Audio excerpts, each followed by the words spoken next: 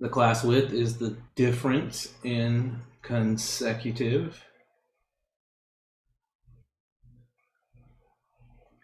lower class limits. So when I say consecutive lower class limits, then the first class right here has a lower class limit of 105. And then this second class, imagine if I had a bar right here that went all the way up to 6, then its lower class limit would be 115. And you can see I have all of the lower class limits down here on the horizontal axis. The 105 is right underneath the edge of this bar. And all the bars are the same width. They're all 20 units wide. Imagine how dumb it would look if some of the bars were 20 wide and other ones were 40 wide or 60 or 10. That's the thing about a frequency table or a histogram is you've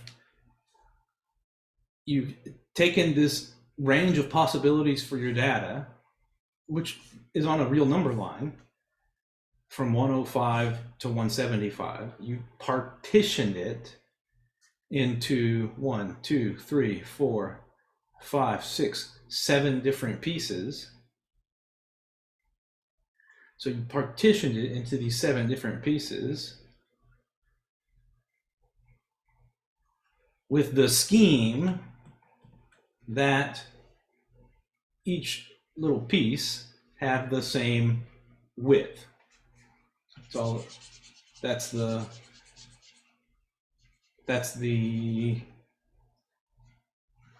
technique used to construct all of the lower and upper limits for a histogram.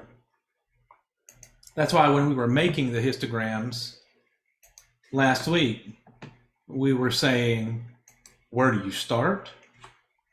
And how wide are you? And that would automatically, so instead of dictating up front what the upper limit of the last class would be, we just wound up with that upper limit of the last class. I typed the wrong thing.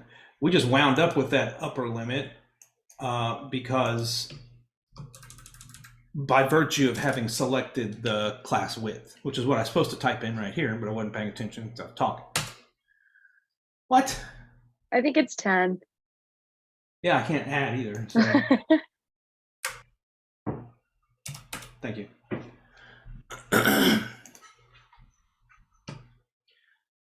So yeah, it's just 115 minus 105.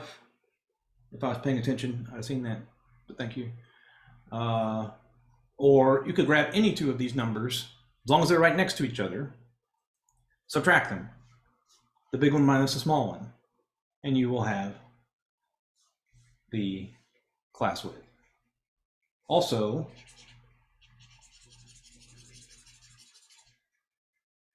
is the width of each bar. Okay.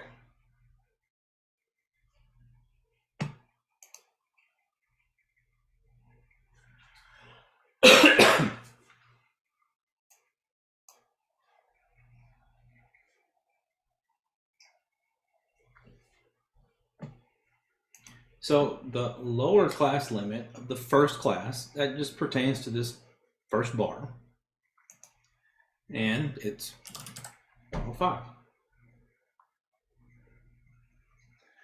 But the upper class limit is not 115. 115 is the lower limit of the next class, and the first class cannot contain 115.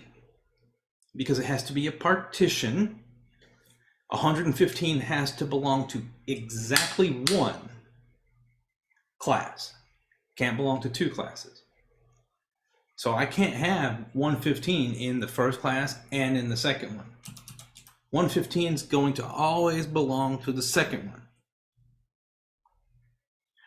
which means that if you're 114 pounds or under, then you're in this first class. But as soon as you hit 115, you're in the next one or higher.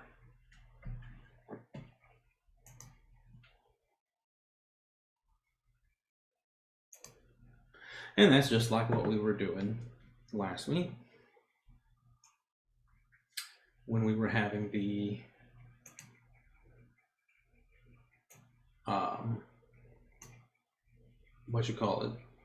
StatCrunch make us the histogram from, what did we have?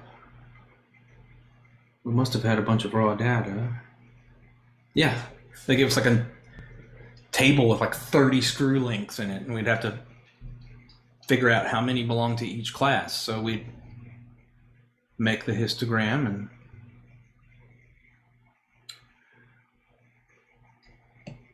just get the heights of each bars, which is what we were interested in. Is that it to this question? I guess so. All right, number 3. Just a tiny bit more elaborate. Now we've got a frequency table to look at. Of course, there's nothing you can do with this frequency table with respect to StatCrunch. StatCrunch is only going to work for you if you have the raw data. This is a summary. A frequency table is a summary. I don't know the exact weight of these 3/4 in this first class. All I know is they're somewhere between 6 and 6.05 grams. But if I compile all my data down into this frequency table, I've lost that granularity of what happened in the original data set.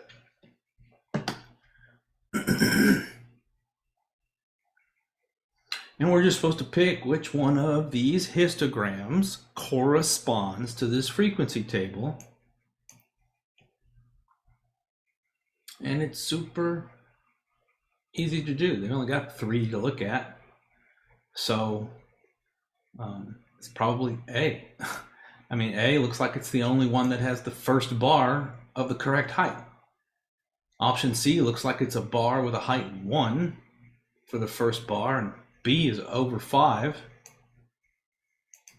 A is the only one in the right neighborhood, if you will. And if I check the other side of it, then that last bar is about right because it's a height of 1. So that's how the game is played on this question.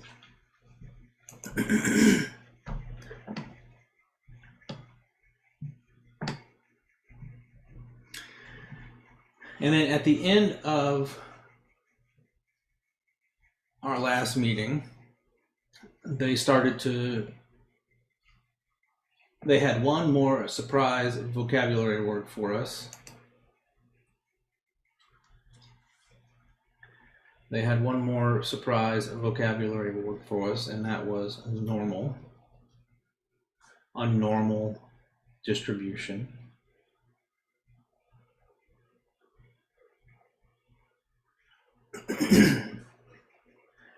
And how did I say that we could get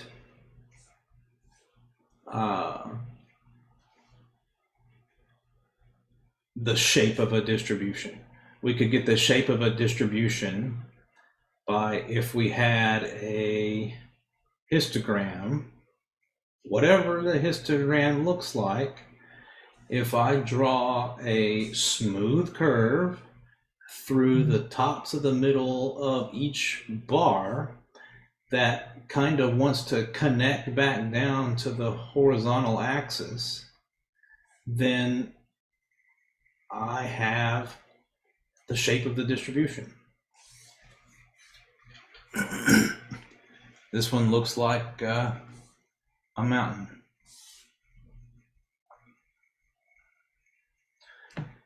The normal distribution is the one where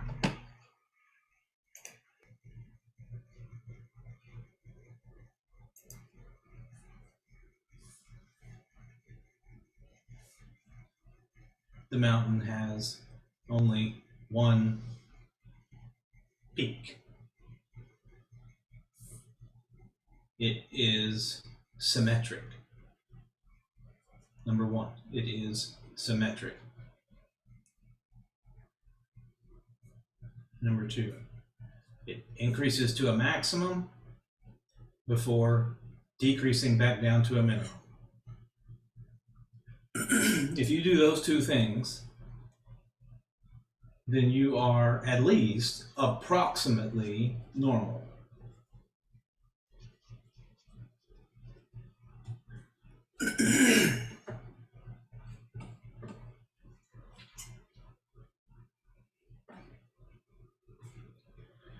You got to be symmetric. You increase to a maximum and then decrease back down to a minimum.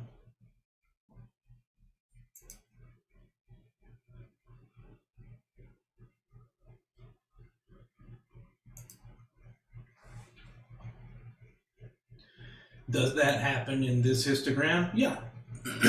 It's not perfectly symmetric, but it's really, really close. So that's all we're looking for, is for it to be approximate. You'll never have a data set that's exactly got a distribution that's normal. If you did, then somebody fictitiously created it.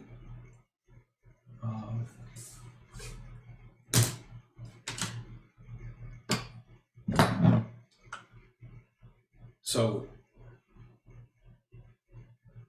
you know, you would, if I had some phenomena that was normally distributed, no doubt, and I started taking a sample,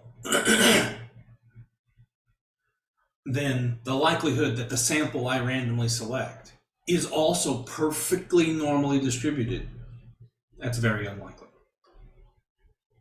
It's going to be close. It'll be very close.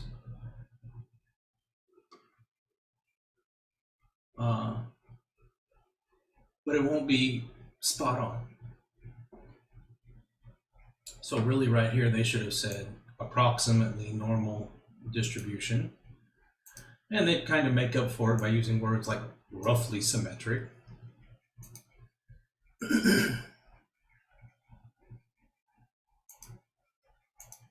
So to be increases to a maximum, decreases to a minimum, it's roughly symmetric.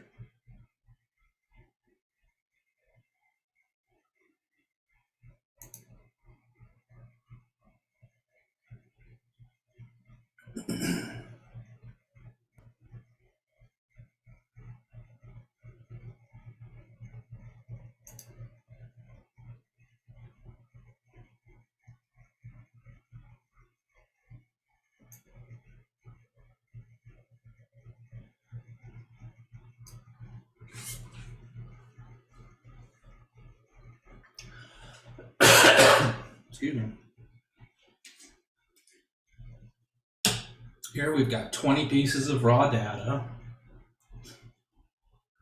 It's geyser eruption height.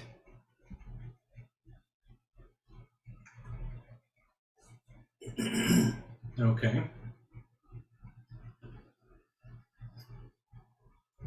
And they're making what's called a stem and leaf plot. The stem and leaf plot, I argue, is a histogram that also has all of the raw data. It's just a histogram that also has all of the raw data. I will convince you. So let's see how we would construct such a histogram. Give me 1 second.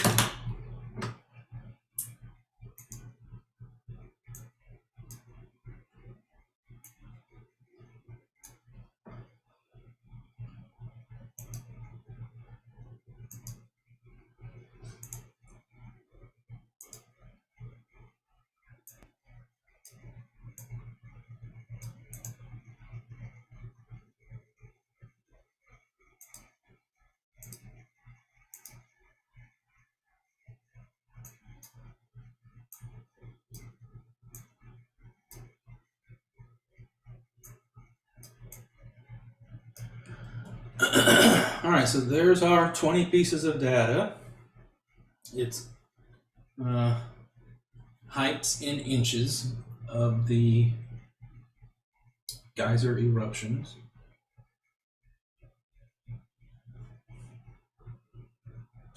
The formatting for a stem and leaf plot goes like this.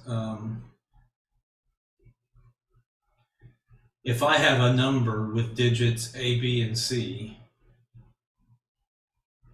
this is my number. Like maybe it's 125. Then you have C, the last digit, that's a leaf. Always just the last digit is a leaf. Everything else is a stem. The whole rest of the front of it.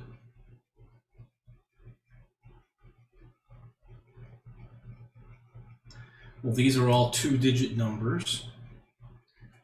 So all of my stems will just be 2 digits.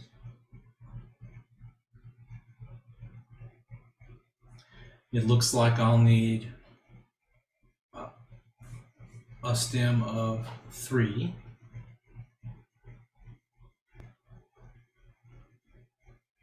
Because I have the data point of 31 in there, I can see. I'll need a 4, and you'll need all of them all the way up to 9.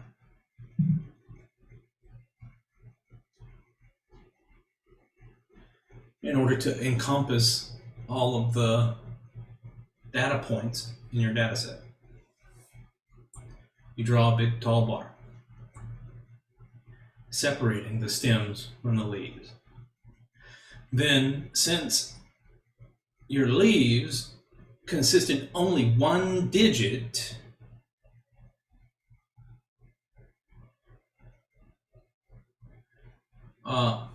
we can write. So, for example, so let me look at this list in some systematic way. I'm going to start here and then just read across, go row by row. So the first number is 61, so I can put a 1 right here.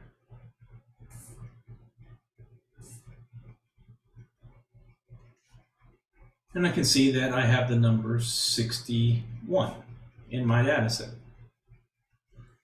And then 31. And the number 50. And the number 90 is in my data set. And the number 80. And then the number 50 again. So I'll put another 0. Now, nobody's going to think that that says 500. Or they shouldn't. Because leaves are just 1 digit. So when I have another digit over here where the leaves are, each digit over here in the leaf area corresponds to another data point. And that's why it appears on that row is because it belongs to the stem 5 and it makes the number 50. And then you have 40, and then 70. And I just keep going down. I just keep working my way down this table until I've captured all the data points. There's 68, there's 76, and then 58. There's an 8 for 58. And then 52, here comes 52. And 60. Well, I want to squeeze a 0 in up here, so let me scoot some of this down. There, I squeezed in that 60. And then 66. Okay, I gotta squeeze some more. So here's my 6, and okay, I squeezed in the 66. Oh boy, here comes another 60.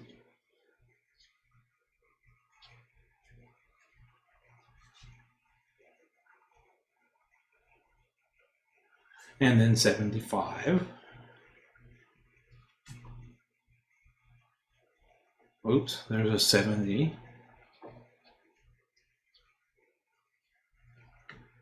40. 81. There, I built the stem and leaf table by hand.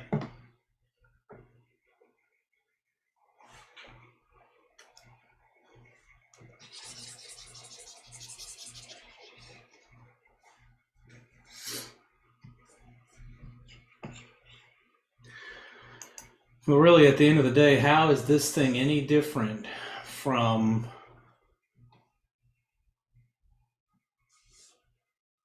looking at a histogram whose first bar has a height of 1, and whose second bar has a height of 2, and whose third bar has a height of 5, and the fourth bar has a height of 5, and the next one has a height of 4, and then 2, and then 1. And then I also have this added feature that inside of each of those bars, I have a little remnant that reminds me of what the actual data point was that contributed to that bar being that height. Even more so is that, look, my data is all sorted in order now. Whereas before it was just a mess in that table of 20 numbers. Now I know what they are from least to greatest.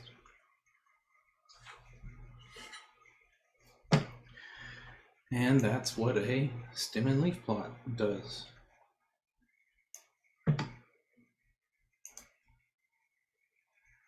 So the answer is that it's this one. And here they want to know which two numbers in that list of 20 numbers are the closest to the middle.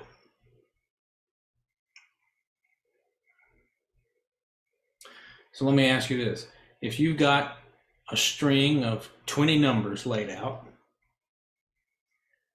and I don't care what 20 numbers they are, maybe they're this 20 numbers in this list, but you go through and you label them. You're number 1, you're number 2. Not that your data point is 2, you're simply the second one in my list. You're number 3, you're the third one in my list. Your data point might be 1,000,000, but you're number 3. And if you've got 20 data points, which two are the two in the middle?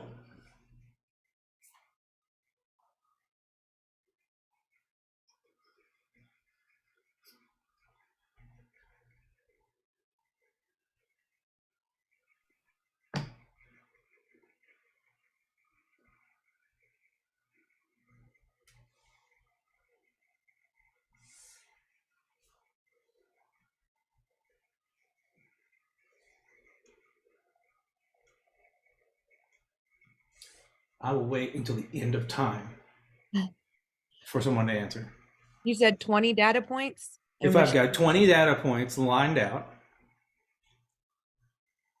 which two, now I've got them labeled, number 1, 2, 3, all the way up to number 20. Which two are in the middle? What are their labels? Would it be 9 and 11? No. Okay. Would it be 9 and 10 or 11 No. and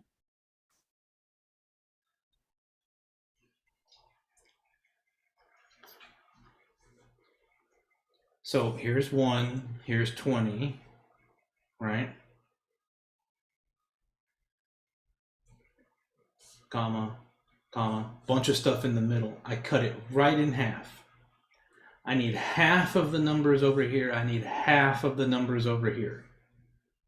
What are the numbers that are right next to that middle?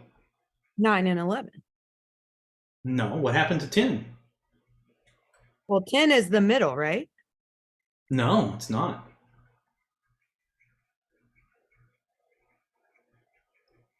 There is no number in the middle.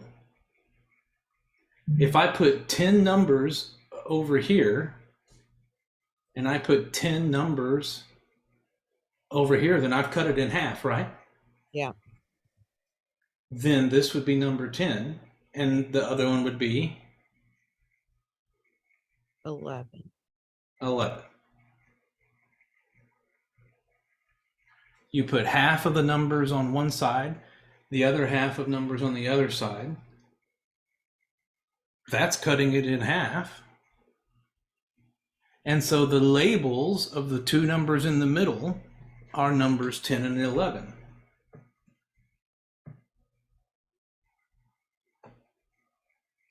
So then it's pretty easy to figure out which numbers are in the middle,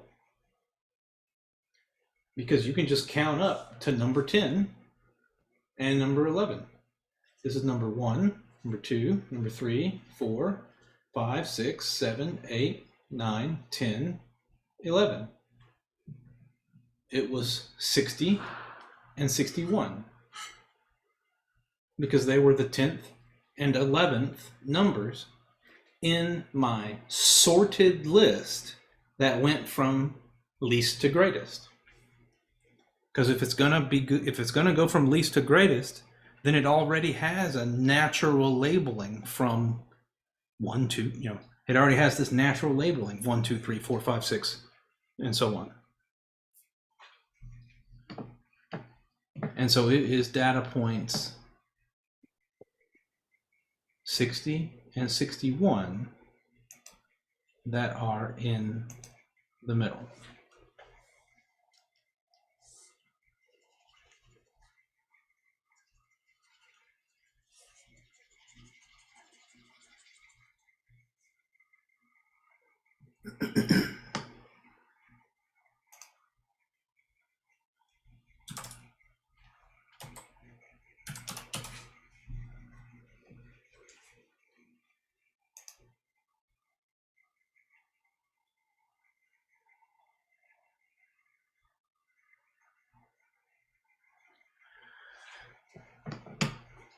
Okay. I do have a question about that one, the last Yeah. one we just did. Because it's 11 because it's the middle of 20, is that? So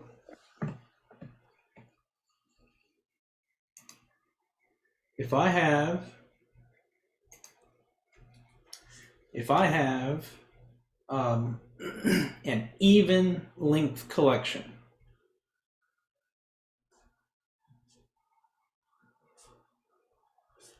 I've got 4 things, let's say. If I cut it in half, then I've put half of the data points here, I've put half of them here. So the 2 of them that are in the middle are these 2. Okay, Now, that makes now you sense. can, that makes Yeah. sense? Now you Yeah, can just thank you. scale it up. You'd have 1 through 10, and then you'd have 11 through 20. Okay, so 10 and 11 are the ones in the middle. Yeah, Gotcha. Thank you. yeah.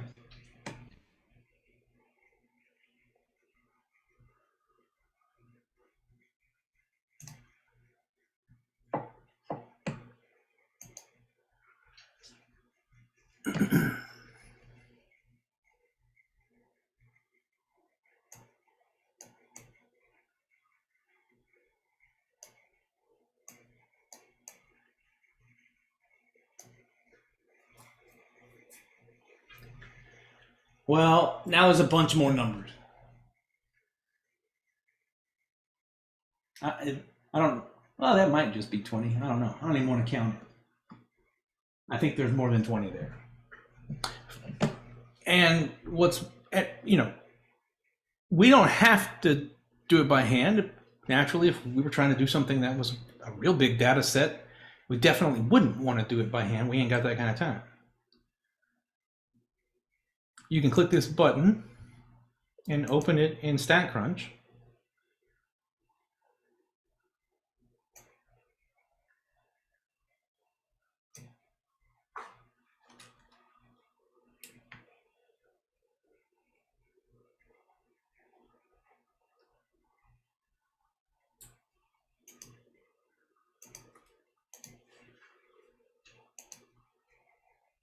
Your data set will open up in StatCrunch. You'll see all your numbers there. In fact, there was 24 of them.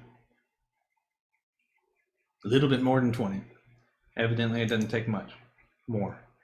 Doesn't take much more than 20 for me to not want to do it. So this is 24 numbers. I can go to graph, and you guessed it, stem and leaf. I click the button for stem and leaf.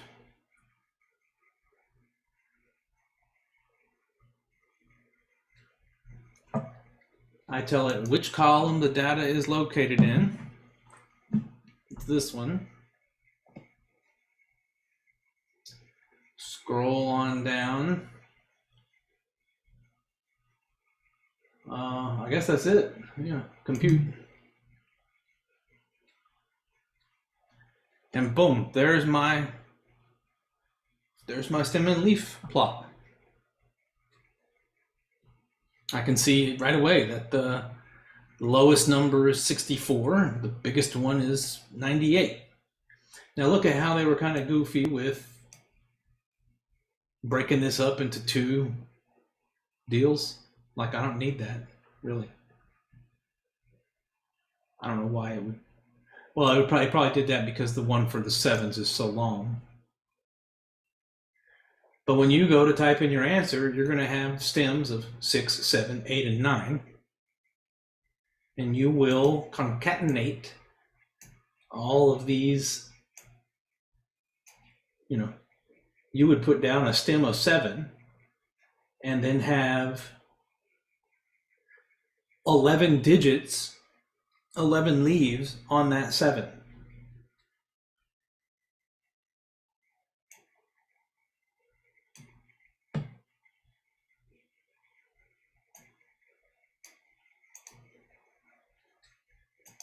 And they only give us the 4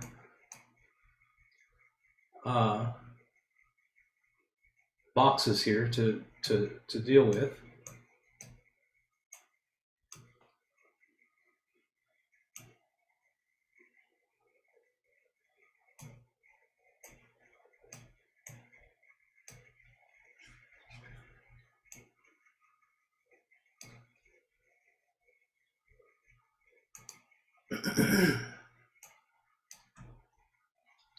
So I'll have a 6 stem, I'll have a 7, an 8, and a 9.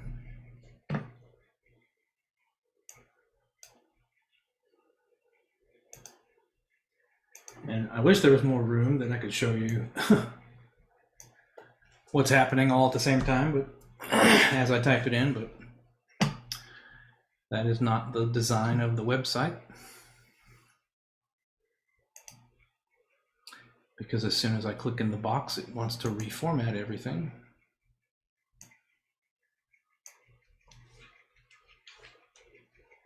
So this will be a 44666.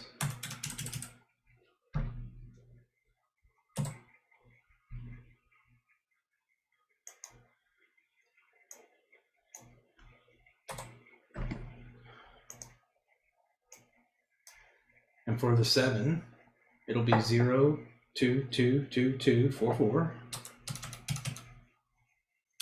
6, 6, 8, 8. For the 8, it'll be 00246. And for the 9, it'll be 008.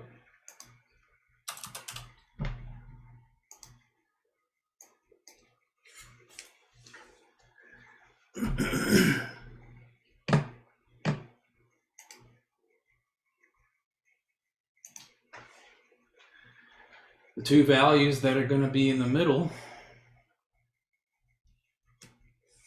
what are they going to be? Got 24 numbers here.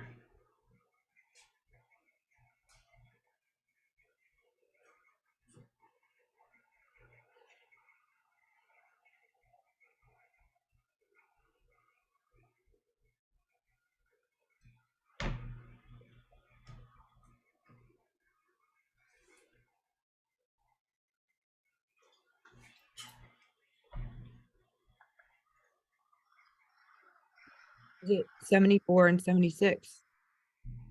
What were their labels? What were their labels? 12 and 13. 12 and 13.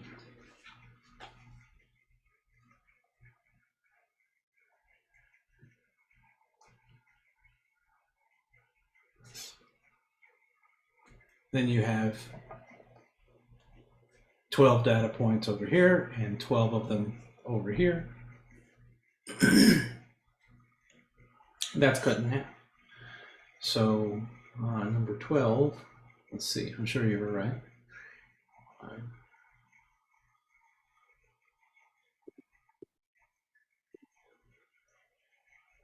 74 and 76?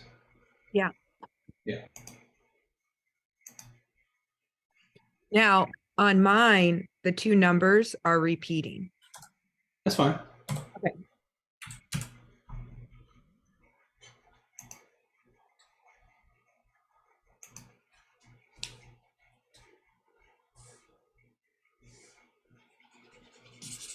So what this is leading up to is the idea of the median.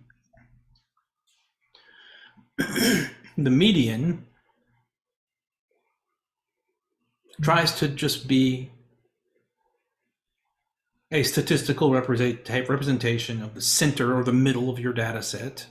And if you line all your numbers up in order and pick the one in the middle, or if it's an even length collection, pick the two that are in the middle and take their average, then you have a kind of a way to measure where is the middle of my data. And that's what this does.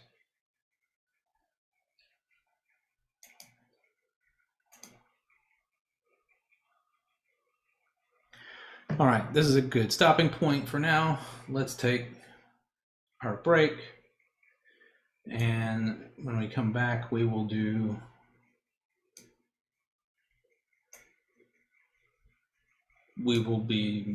moving on from stem and leaf plot into these other types of plots,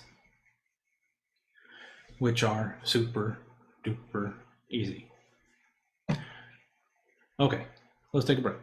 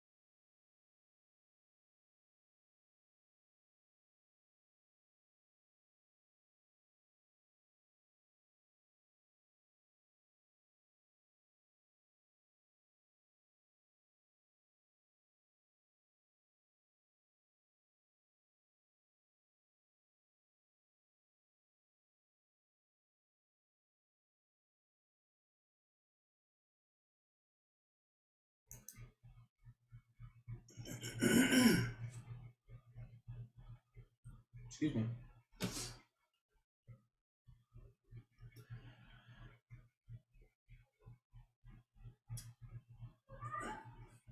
So in the attendance app, you should see a question that's been asked for this class.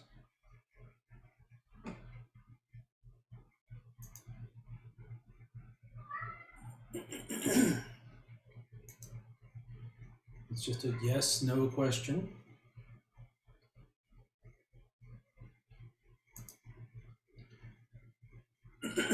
And you answer it just to indicate that you were here.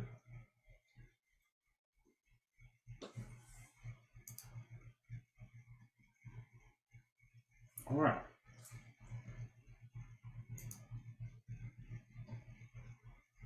Here is another graphing technique. We've got pairwise data. So you've got a point in time, you've got a corresponding other data point. You've got another point in time with some other y value, x value, y value. It's a list of ordered pairs.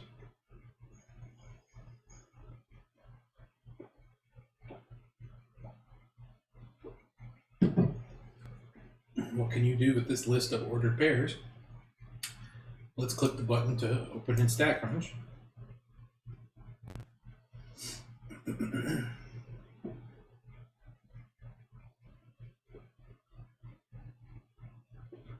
This time we will graph a scatter plot.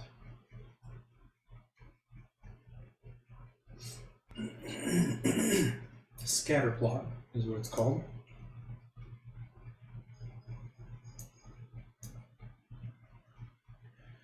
The x variable is always the first one on the list. The y variable, always the second one. And then I guess you want to go ahead and tell it to display points and lines.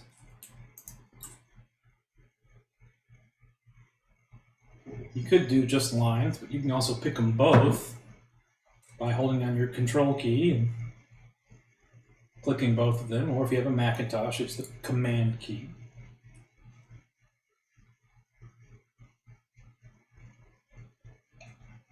And that's it.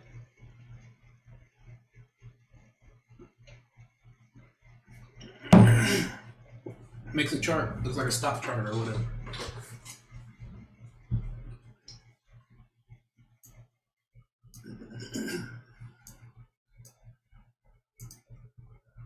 In this case, it's referring to women's median earnings as a percentage of men's median earnings for all those years, for that range of years.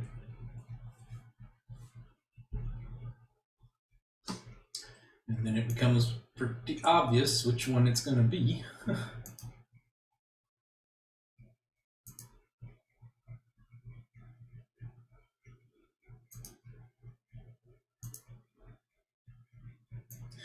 They ask us to comment on any trends.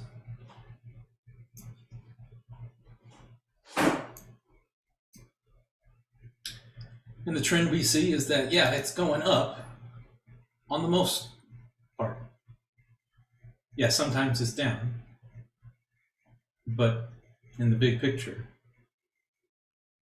it's going up.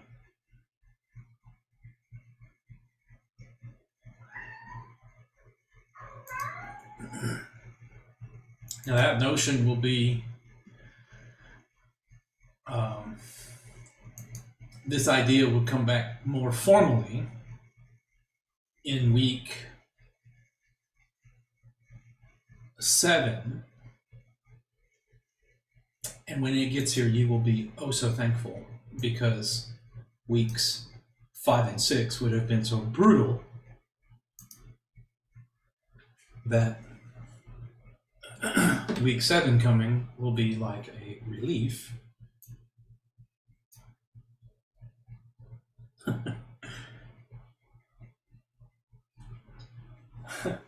I once had this professor in graduate school, and he always had the funniest sayings, and he would say stuff like, "Oh, you know, this material is like a death of a thousand screams."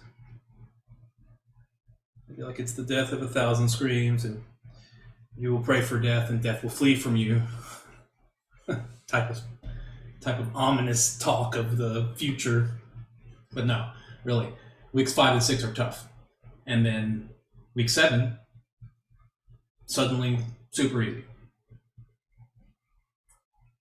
And instead of doing a scatter plot, I would go over here to regression.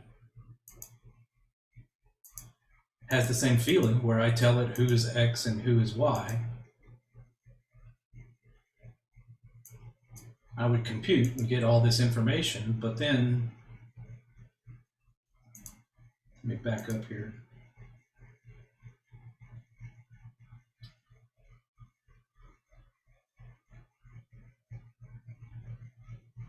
I guess it won't connect these dots.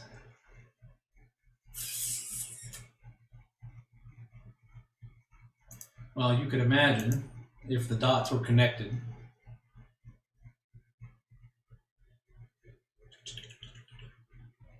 Then it would exactly make that same picture we were looking at.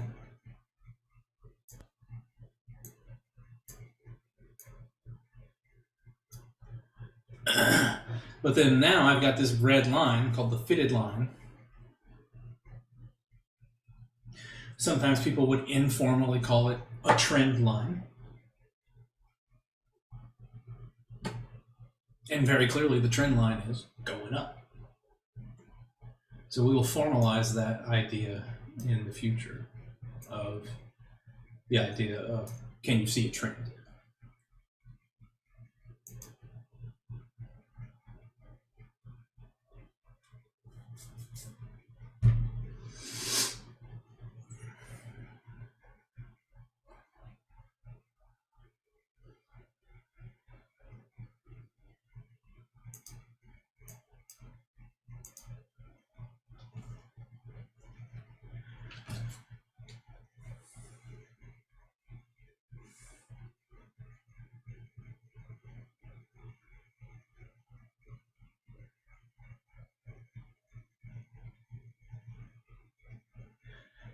There was a statistician a long time ago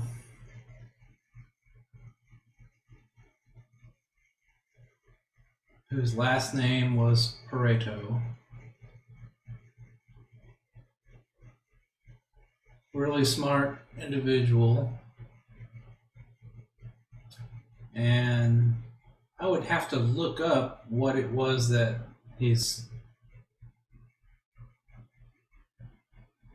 what his studies were in, because I don't remember. I mean, he studied statistics, but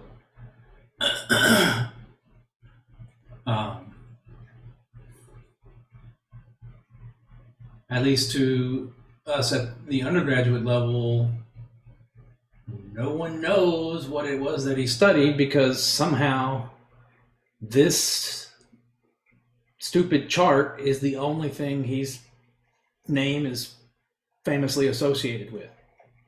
But he did stuff way far above and beyond a chart type.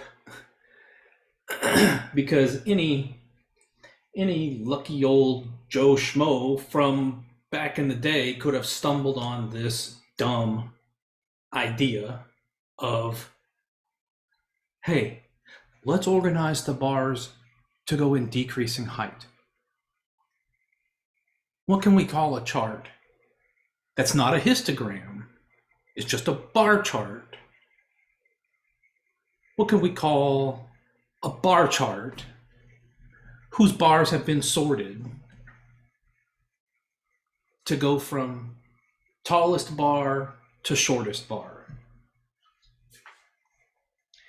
And maybe it was Pareto that was using them a lot for whatever reason, but somehow the name got attached to that idea.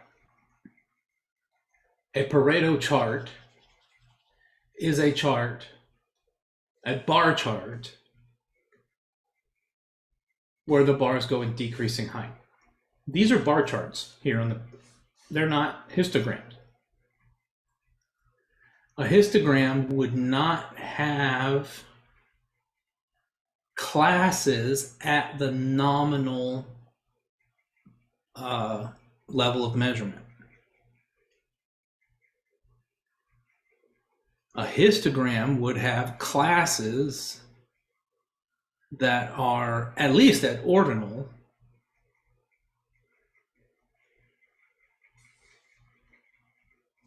such that the horizontal axis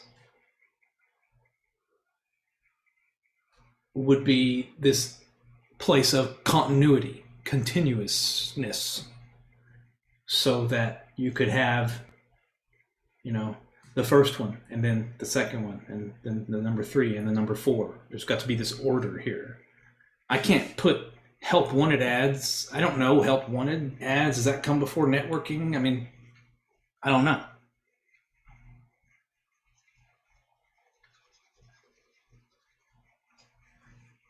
I can't take the symbols H, E, N, and M.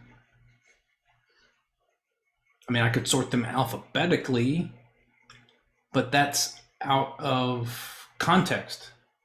That'd be just like if I told you that the bronze medal was better than the gold medal and that was better than the silver medal. That definitely wouldn't be true. So just having those 3 symbols isn't going to indicate a well-known ordering.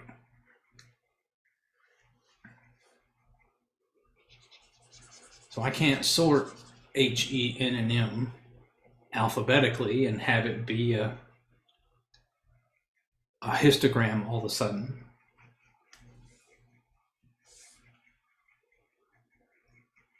Because the histogram would have to have, you know, if this was 1 and then this was 2, then things that were in this bar could have been any value between 1 and 2.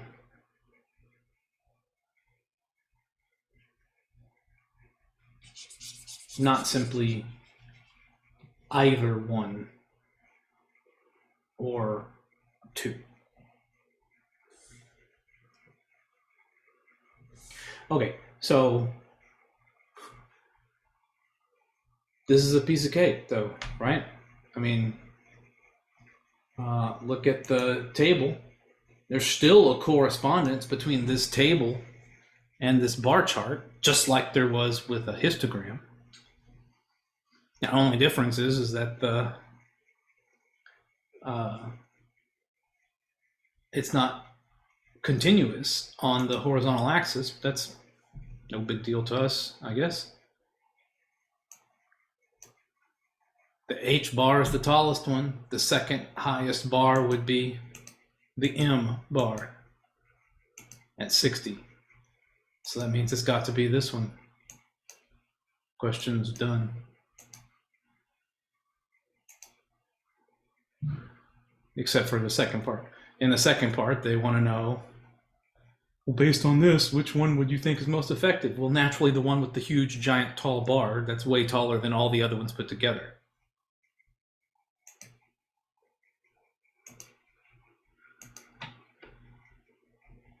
Pareto chart.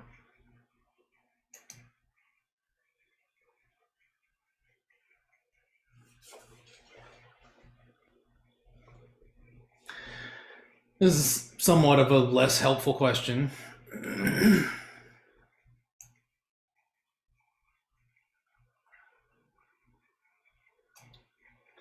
Because at the end here, they're going to ask us which one was correct or more useful, and I just think it's a subjective question.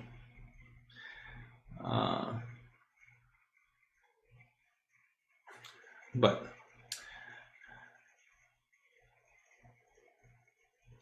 we've got a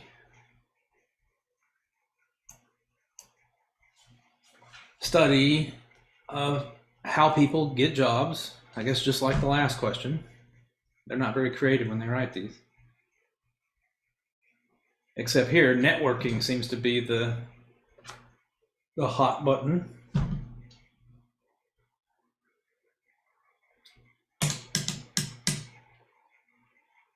Choose the corresponding pie chart relative to this table.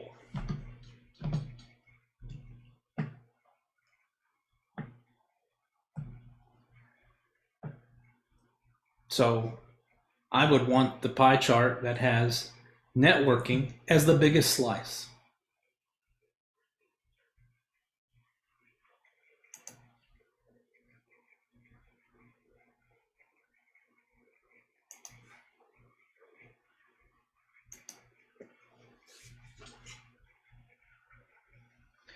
And then here's that subjective part I was talking about. That's compare the pie chart to the Pareto chart. Can you determine which is more effective? They ask us, can you determine? They shouldn't say, can you determine? They should just say, which graph is more effective? Otherwise, an answer to a can you determine is yes or no. They want to know which one is more effective. Which one, if either, is more effective in showing the relative importance of job sources?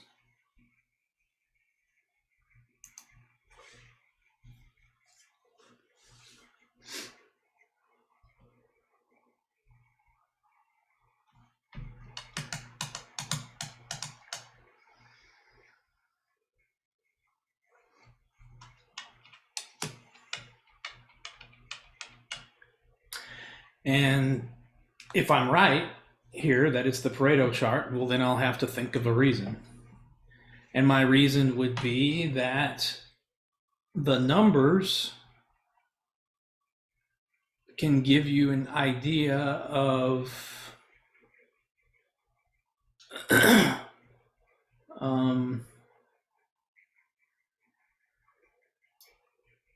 like the magnitude of their study.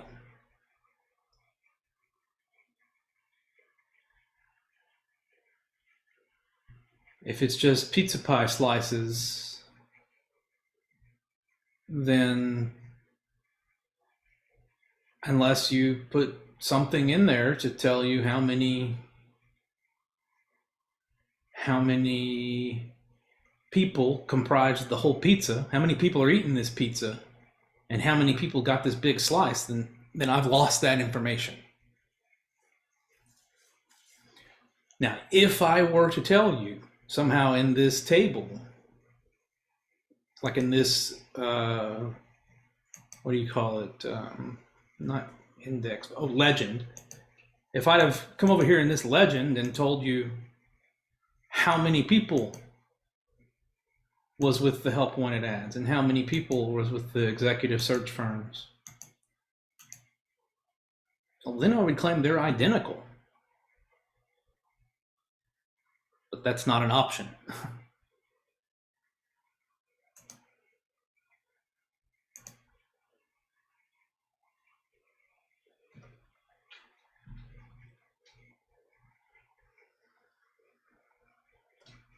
I mean, because if I'm going to provide you with the number, over here in the legend, I would say the pie chart is more effective.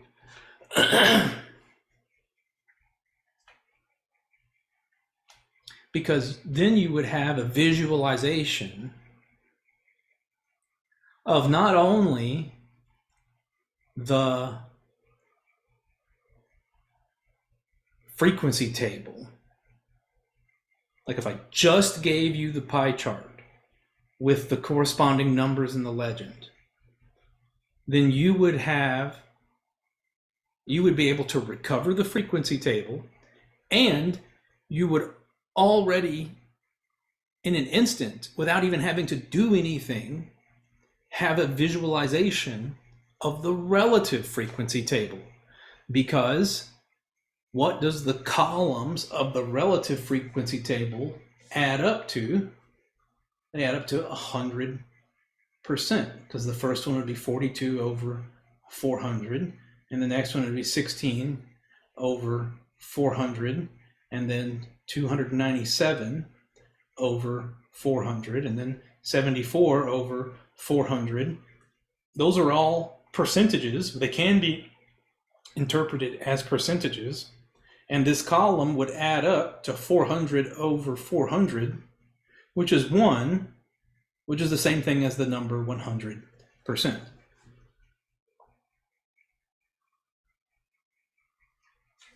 And I seriously doubt that the people that wrote this question were thinking like that when they wrote it.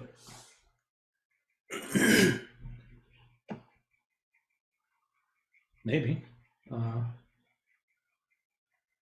But I doubt it.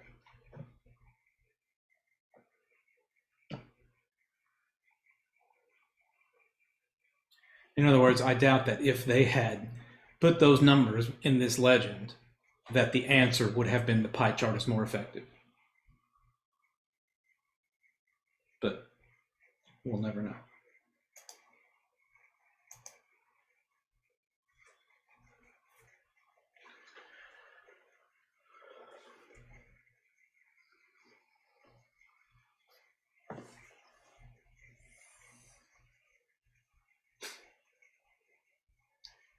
All right, what did I say was the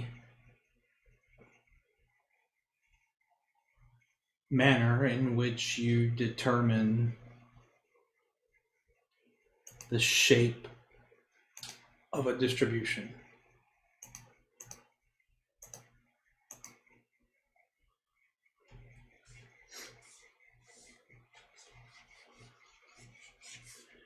You draw a smooth curve through the tops of the middle of each bar.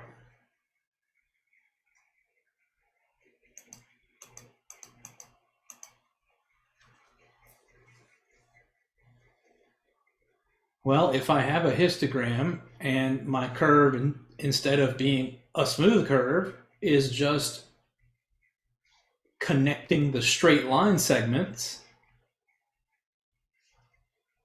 then you would call it the frequency polygon.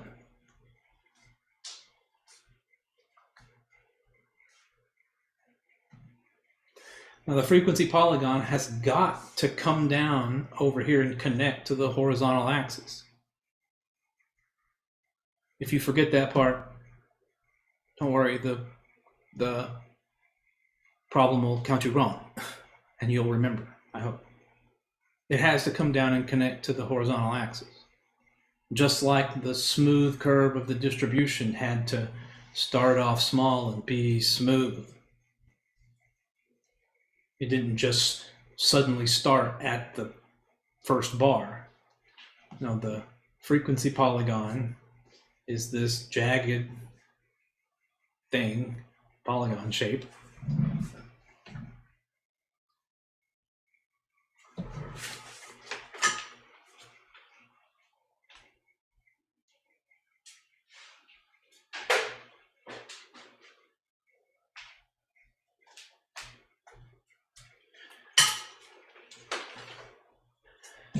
And it connects all the middles of the tops of all the bars together.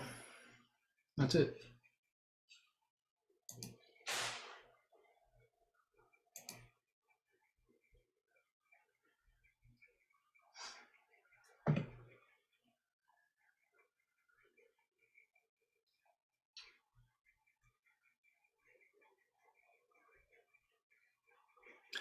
So you can see that the first bar of this histogram would have had a height of 24. And then the second bar would have a height of 16. And then the next 3 bars have a height of 1.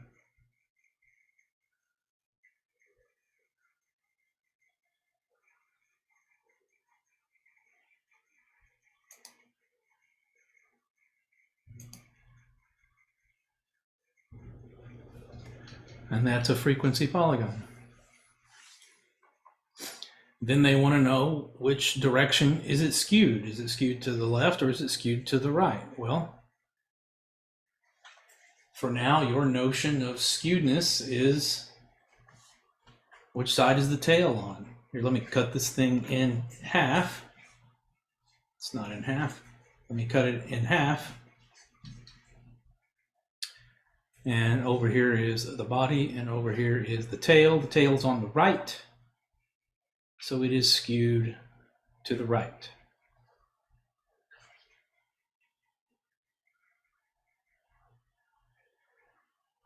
It is skewed to the right.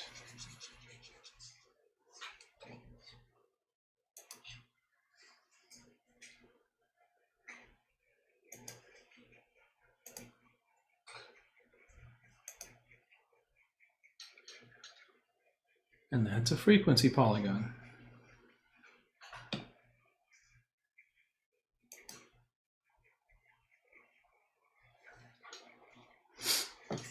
All right, now we're done looking at pictures.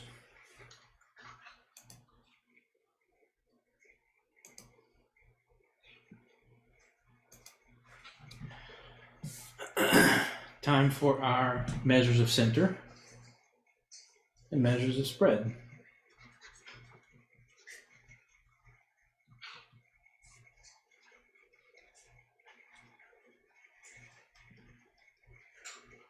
The measures of center try to tell you in different ways where is the middle of your data set.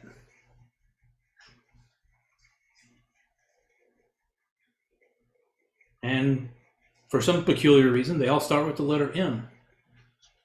You have the mean, you have the median, you have the mode, and you have the mid-range.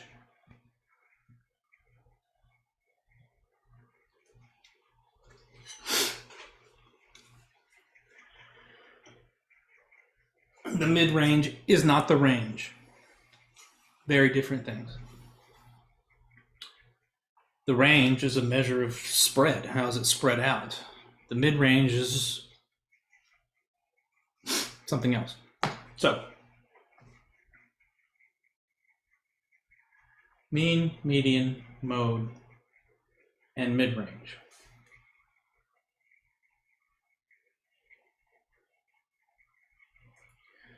There's two flavors of mean.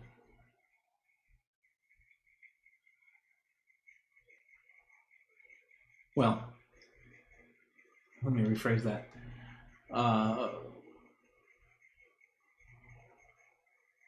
If I take a sample from my population and I start to talk about the median of that sample, nobody goes around saying sample median. They just say median.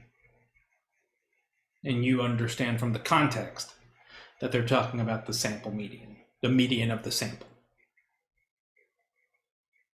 But it's usually not the case for mean. For some reason, people will say that they want to talk about the sample mean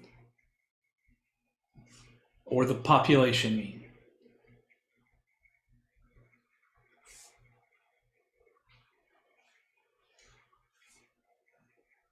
The sample mean uses this symbol, X bar. The population mean uses this Greek letter called a mir.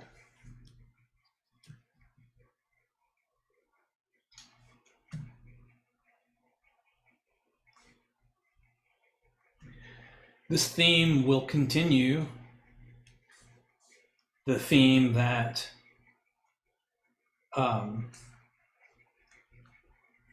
we will use Latin alphabetic letters for sample.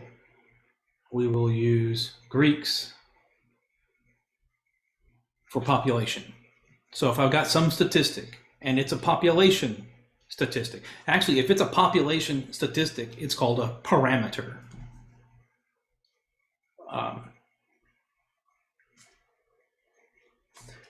And that's what these numbers would be. They would be statistics. A statistic meaning it's a numerical summary of your data set. The mean is obviously not my data set. It just somehow summarizes what's going on in my data set. It is a statistic. It is a summary statistic.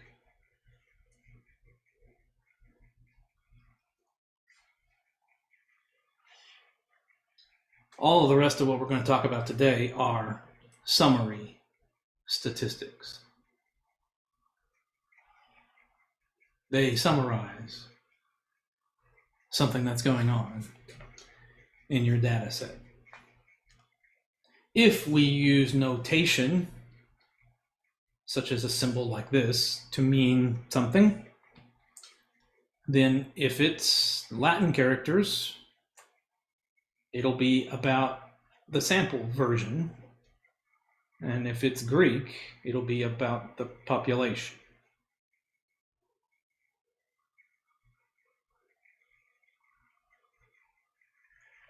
For median, mode, and mid-range, they don't have symbols.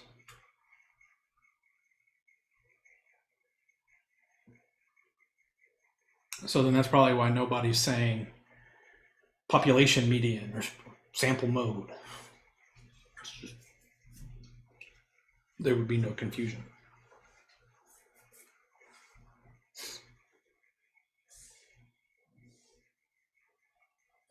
And for the sample mean, we would say this as X bar. This one's called X bar, this one's called mu.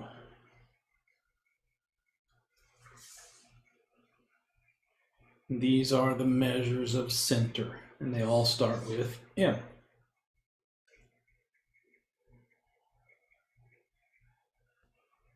And surely you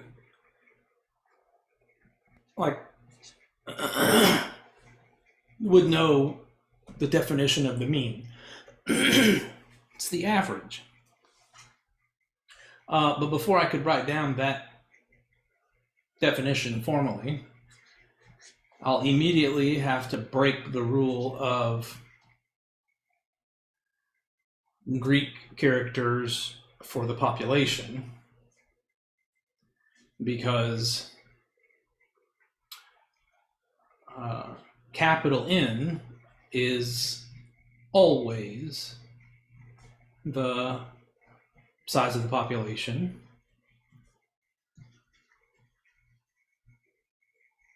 In any textbook in the world, I guess, everybody's using capital N for the size of the population, and everybody is using lowercase n for the size of the sample.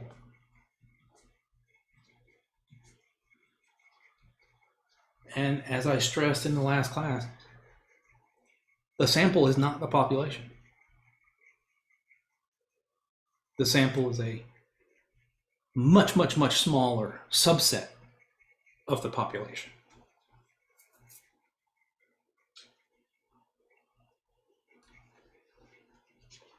N is much, much smaller than capital N.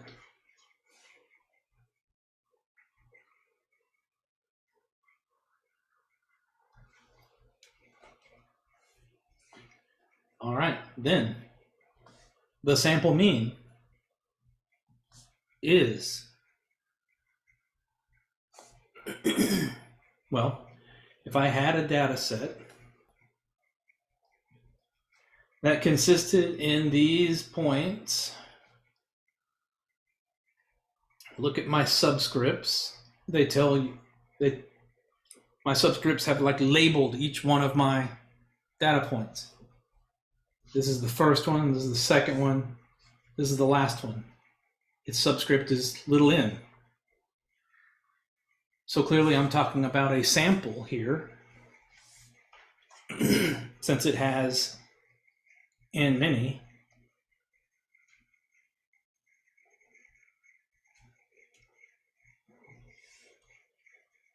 then the average, it's an informal word to say average.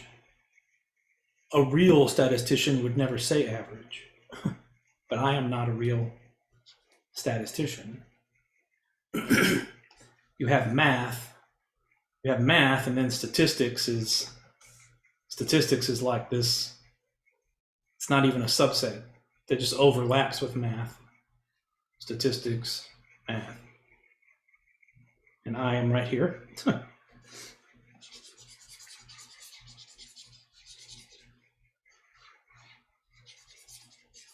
So I say average all the time. It's easier. The average of these data points would be where I just add them up and divide by however many there were. So there, I've added it up. I added up all the data points and I divided by how many there were. That's the sample mean.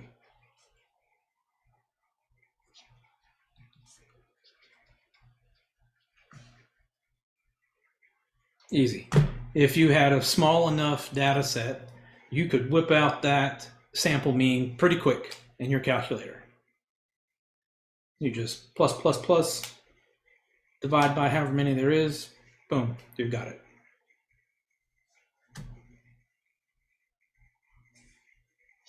Population mean is identical,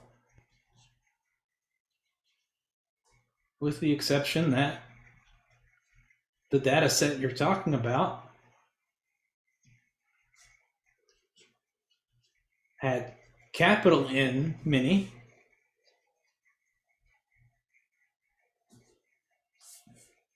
and so you end up dividing by capital N.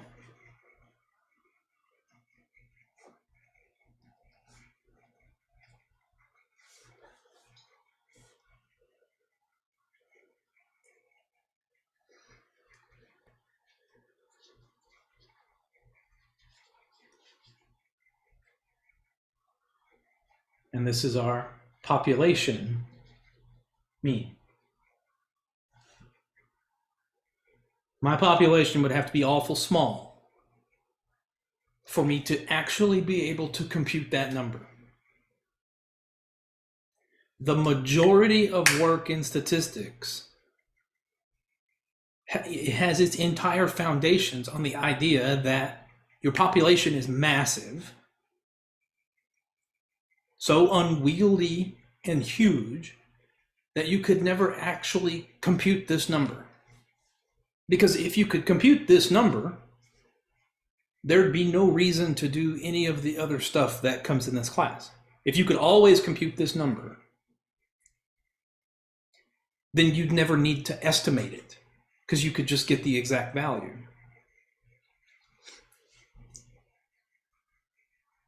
But statistics is all about trying to make a decision based on an estimation. How good is our estimation?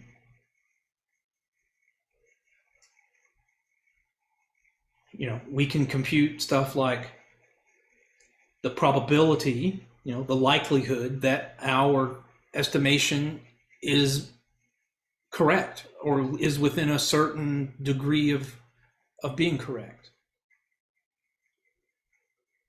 So if I could actually compute this number all the time, then there would not be any need for the rest of this science. But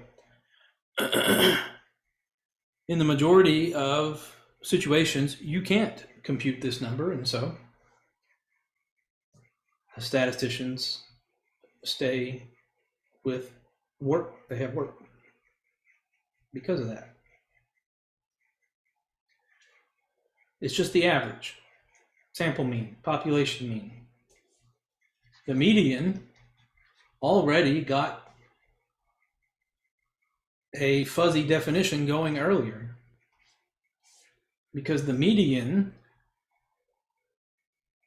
has just two cases.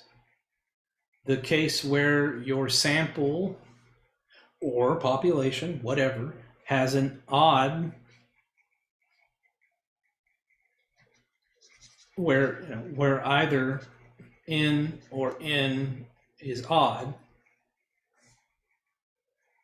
or the case where n or n is even. And this is the case that we saw. Because when there was 20 numbers, we went and got numbers 10 and 11 and said that those were the two in the middle. And the median would just be their average.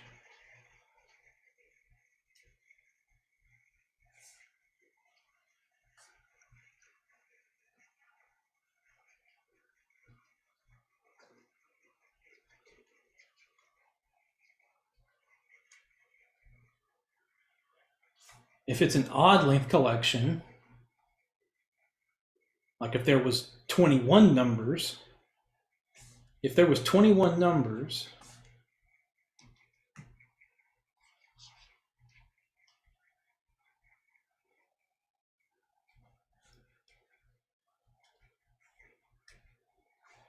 then that would mean you could cut that collection in half and have 10 numbers over here, and you could have 10 numbers over here.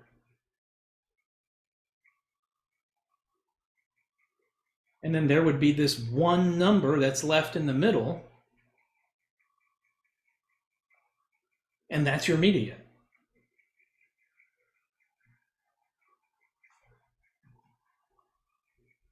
And if that happened here, you would have what?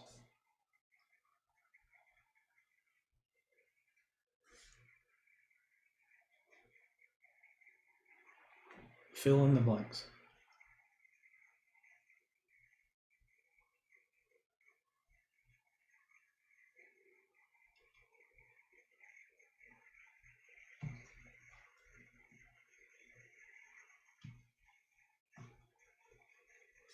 What are these question marks?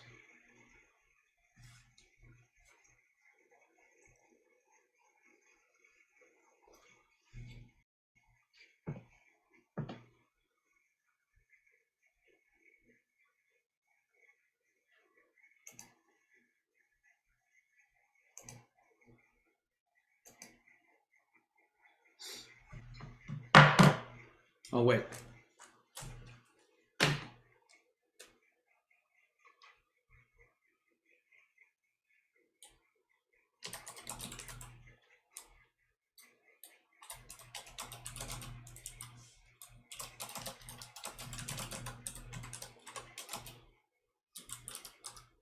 Would it be because it's an odd, it would be 10 and 11?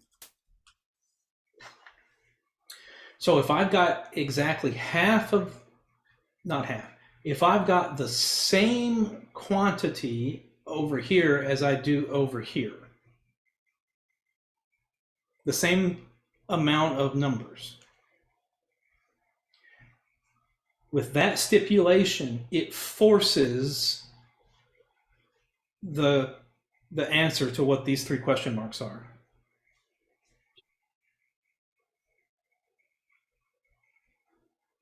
So like if this was 10, then there would be 10 numbers over here. So the white boxed question mark is 11.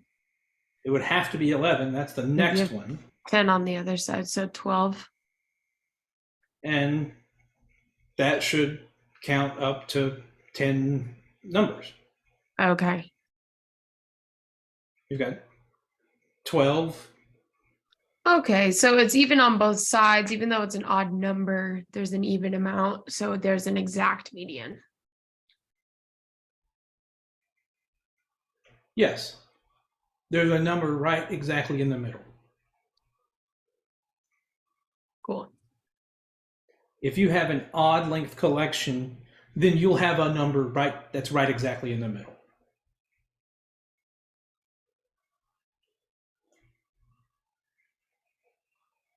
Yeah, it just feels funny because like we start at 1 and it ends at 10, so we know that that's 10 numbers. But maybe it's a little harder to detect straight away that this is also 10 numbers over here.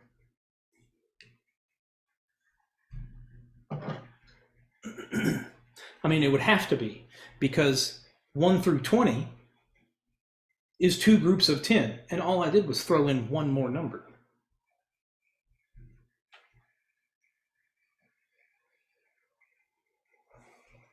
So if you have an odd length collection, then the median is just the one in the middle.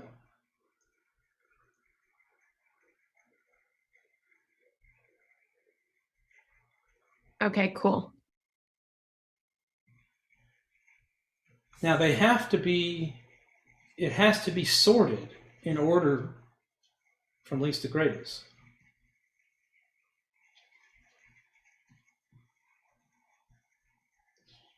It must be sorted in order from least to greatest, or else it's not going to make any sense. It's not going to help you figure out where is the middle,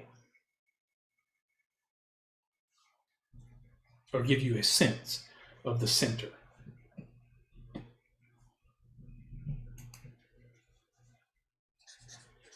The mode is just another sense of where is the center,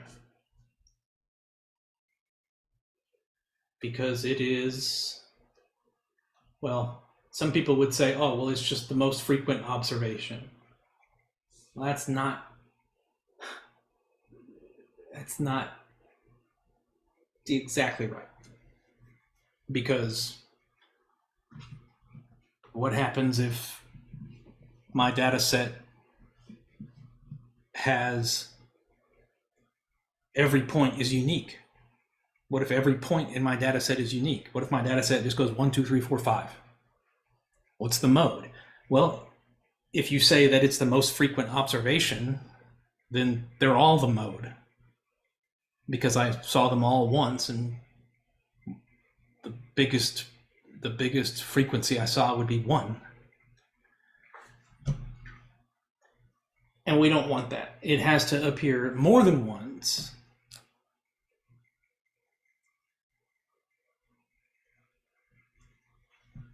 So it's the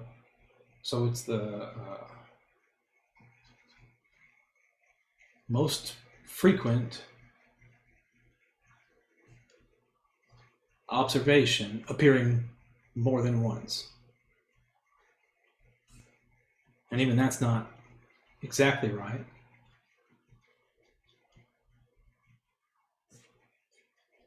Because what if there's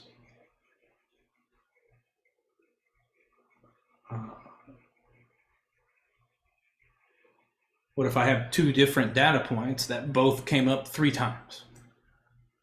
You know, a 5 came up 3 times and a 20 came up 3 times. Well, then it's multimodal, and they're both the mode. So it's the most frequent observation or observations appearing more than once.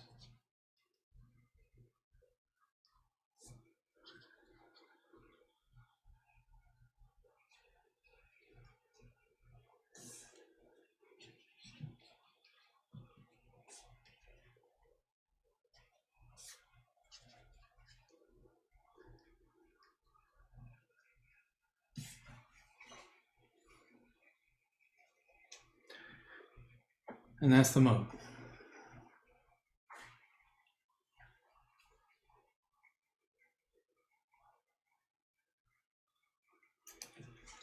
The mid-range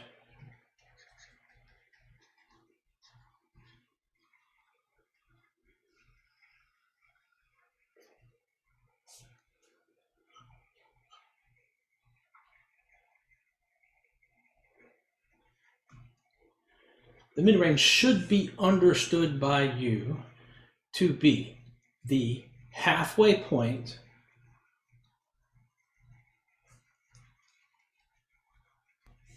between the maximum and the minimum.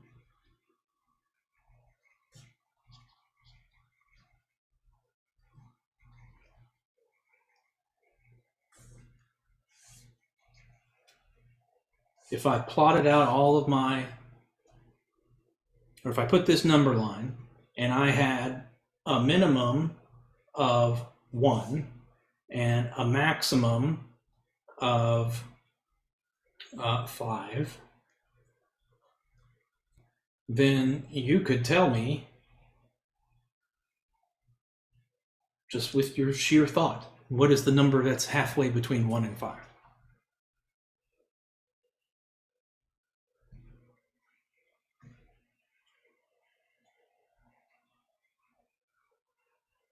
Three. 3.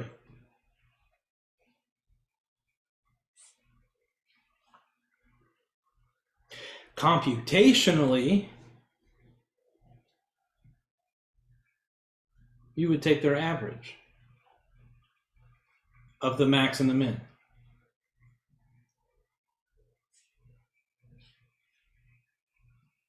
So your intuition should say it's the halfway point between the maximum and the minimum. And I chose 1 and 5 so that it would be easy for you to visualize what number is in the middle.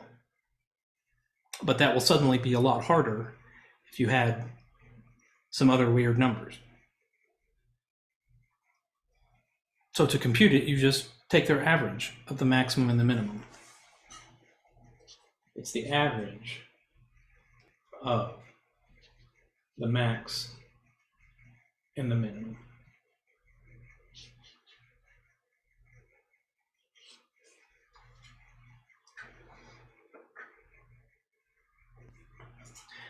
And these are the 4 measures of center.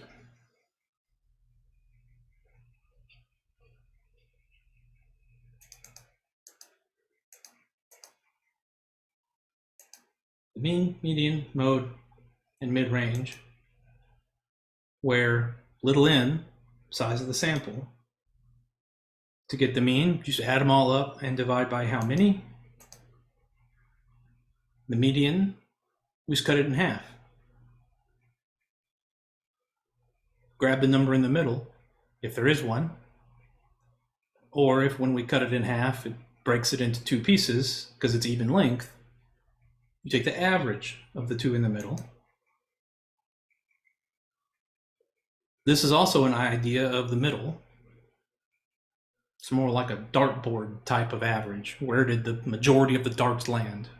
They landed around 2. And then this is also an idea of the middle. All right, let's take our break, and when we come back, we will look at an example.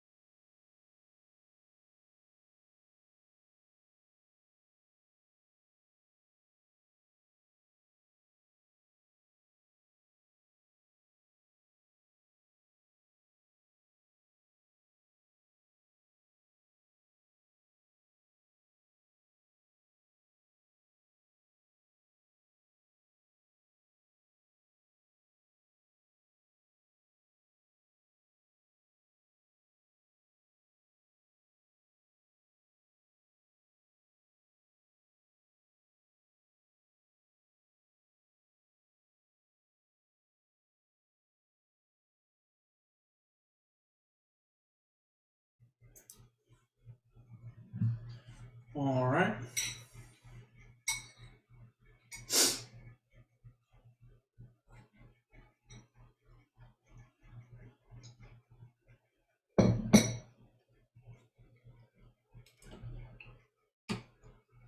So there's a question posted.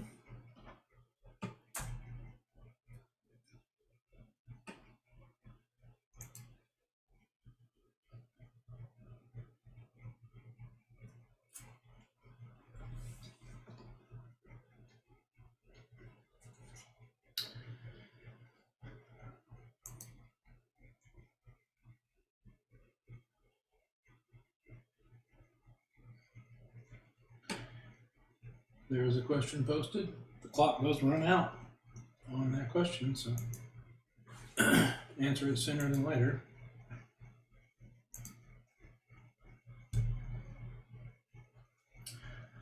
Let's look at an example.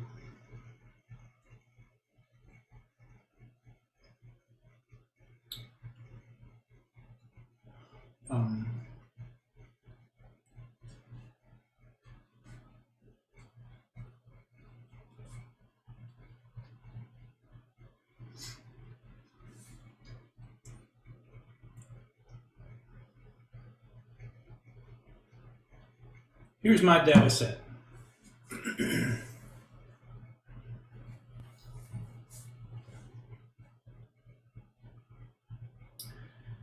The mean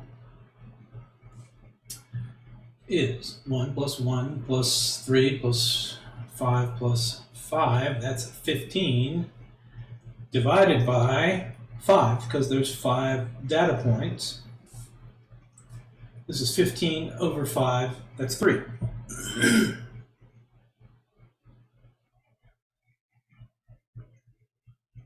That's the mean.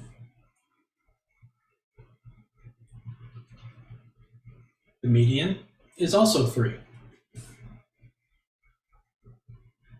They happen to agree.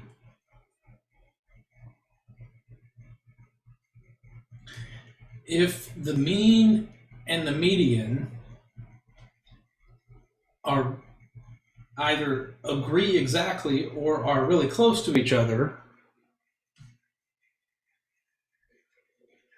then it's probably a symmetric data set.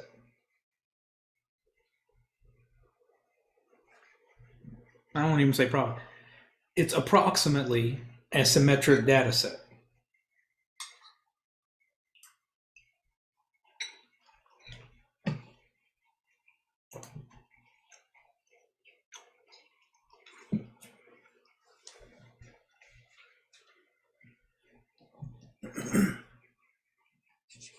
The mode here is it's multimodal.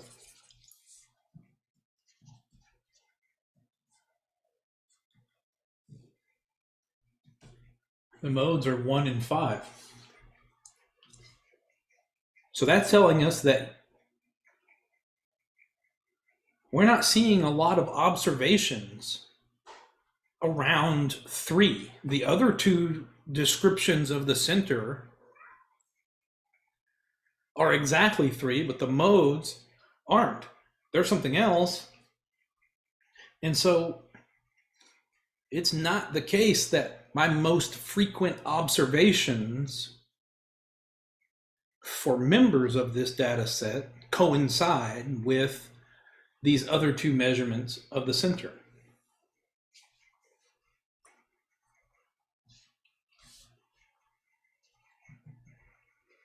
The mid-range would be 5 plus 1 over 2, that's 3.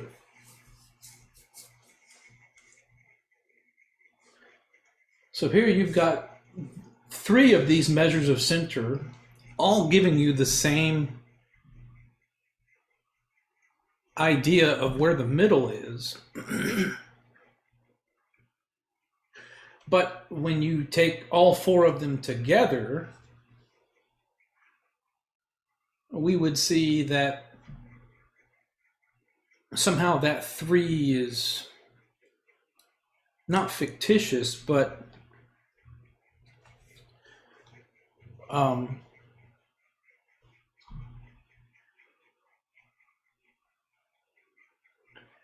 my data set is somehow balanced around 3.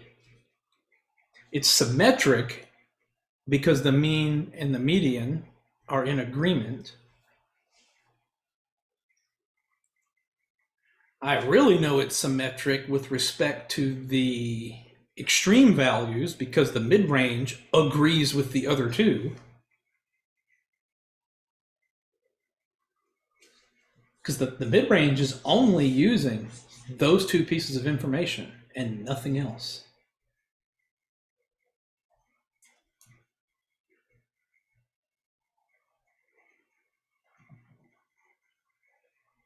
The mean is using all of the information and telling us that it's 3. The mid-range only used these and told us that it's 3. And technically the median is only using these and the ordering to tell us that the middle is 3.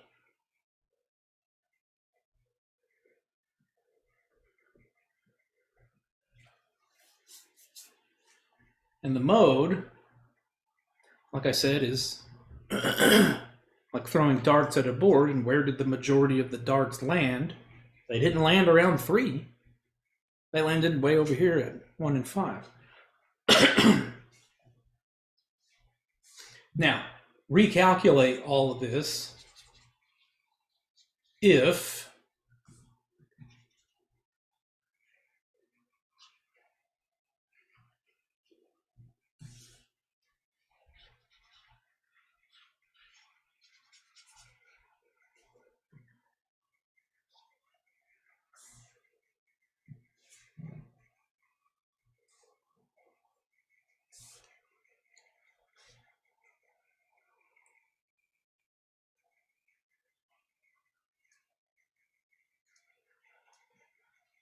I add another data point.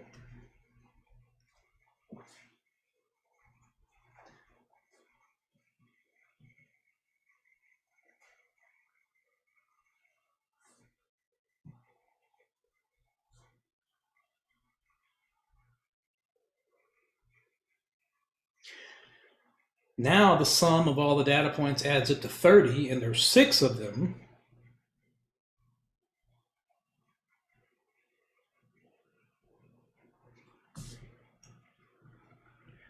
So I'm getting that the sample mean is 5.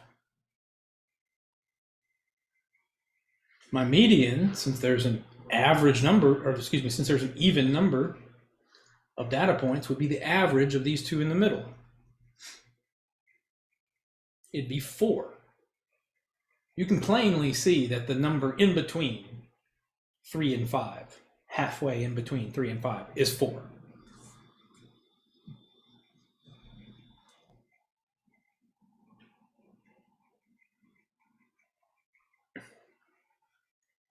The modes are still 1 and 5. And the mid-range is the halfway point between 1 and 15, which is 8. So suddenly we have way different results by me tossing in that one extra data point. We no longer have that the mean and the median are about the same. It's not like the mean was 4.1 and the median was 4. No, they're off. So it's not symmetric anymore.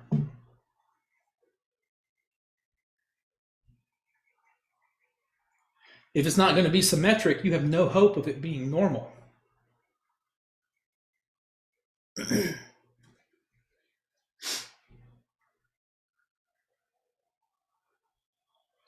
In fact, the real definition of being skewed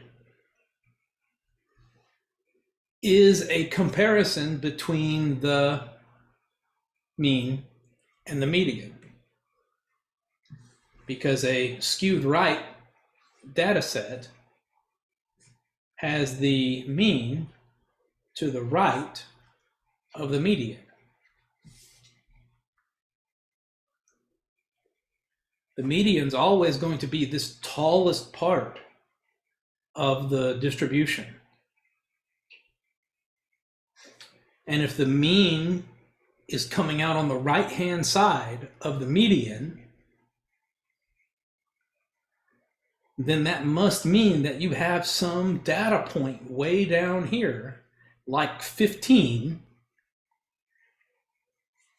that is skewing the output of X bar. Because after all, X bar is the only one of these 4 measures of center that uses all 6 of the data points to construct an idea of the middle. All the rest of them are just using something else.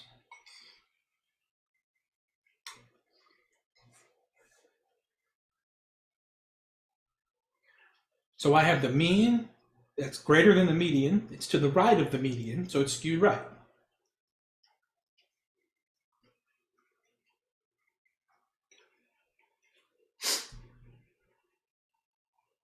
And the mid-range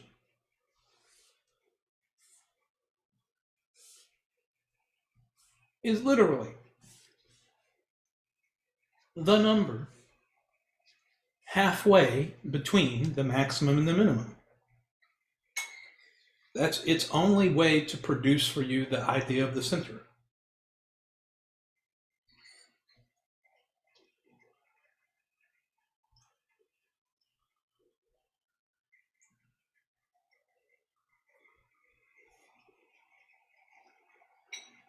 Okay, I have a question. You mentioned the mean is greater than the median, so it is skewed right.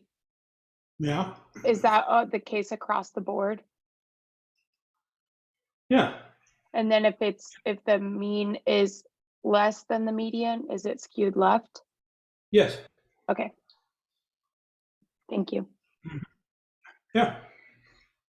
And if they're equal or approximately equal, then you know that it's symmetric. Now, it may not be, even if it's symmetric, it may not be normal, because it could just be a uniform distribution. I mean, a uniform distribution is just all the bars are the same height. Well, that's symmetric, but it doesn't increase to a maximum and then decrease back down to a minimum. So it's not normal. Okay.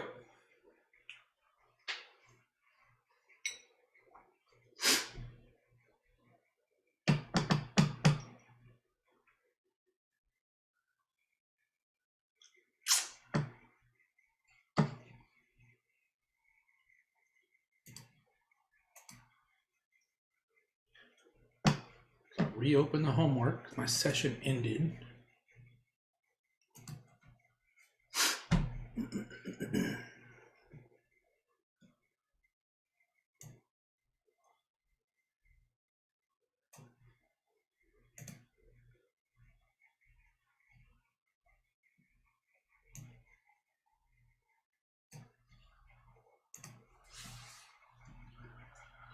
Here we are on question 10.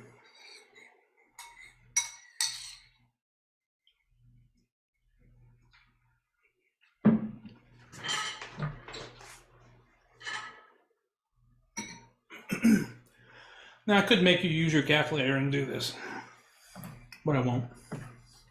It's not worth it.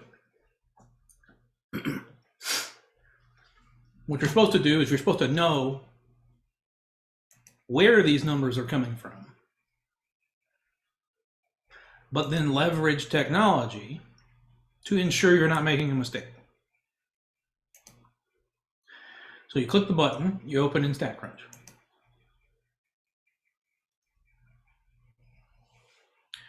Your data opens in StatCrunch.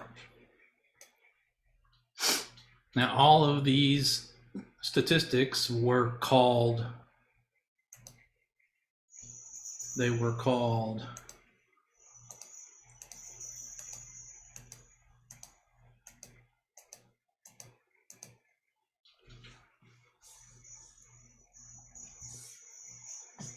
summary statistics, because they're trying to summarize some feature of your data set.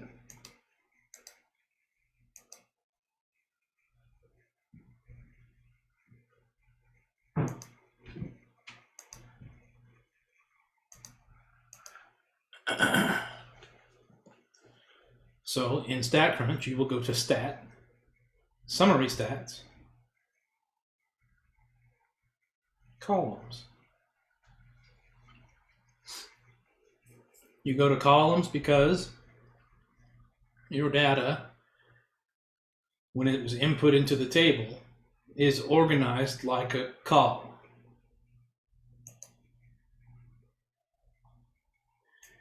You tell it which column has your data. It's the one whose name is VAR1 for variable 1.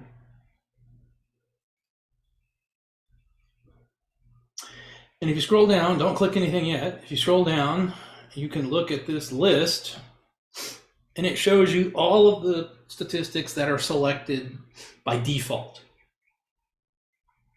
And all the ones you're going to want, almost every time, are selected by default. You can usually just come straight down here and hit compute. The only one that's not selected by default is the mode. It's all the way at the bottom. And if you want the mode, you have to hold down your control button and then click mode. If you don't hold down control, then you will lose this pre-selection of all the other ones, which you don't want to do. So hold down control, click mode, and then hit compute. And then it will also compute the mode for you. It tells me here, there is no mode.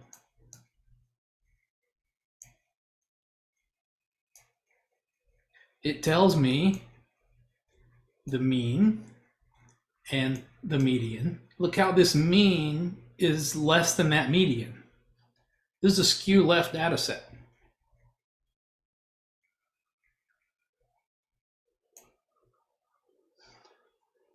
There is no mode, and the mid-range is not computed by StatCrunch ever. It is not this number. That's something else.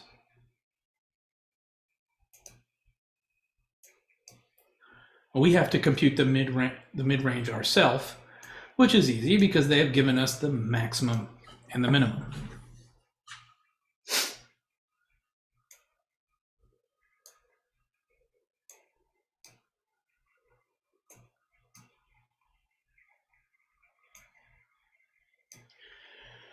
All right, so my mean to one decimal place will be 45.7.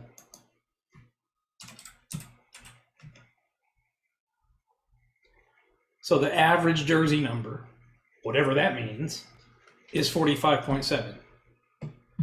Player 45.7 is on the field. I mean, that's not going to even make sense, is it?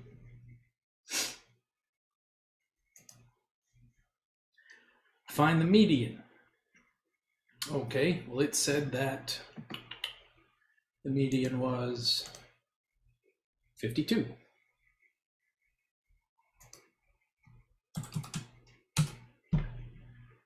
Awesome. There is no mode, and there shouldn't be, because if I had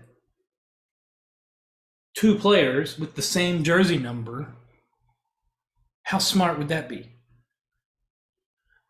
You can't have a mode for this variable of jersey number because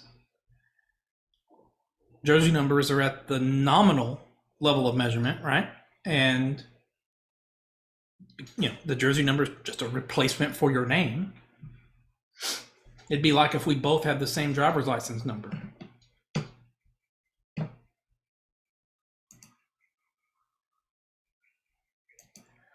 There is no mode, and the mid-range,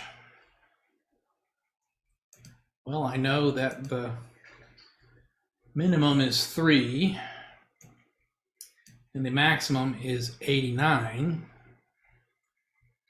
So that would be 92 divided by 2, which is 46.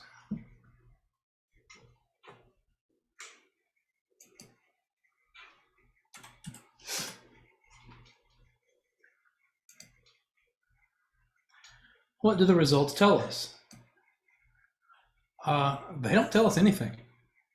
Not anything useful.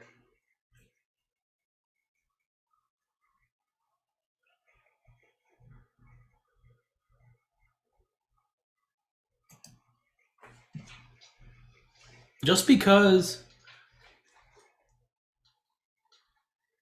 my measurement is a number, it doesn't mean that that number has any numerical content.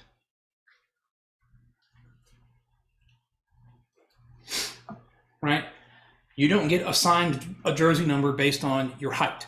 You don't get assigned a jersey number based on when you join the team. You don't get assigned a jersey number based on your number of tackles. So it doesn't truly give us anything that number is genuinely measuring. It's not related to anything. You can just pick your jersey number. If you pick 1, it doesn't mean that you're the best one on the team.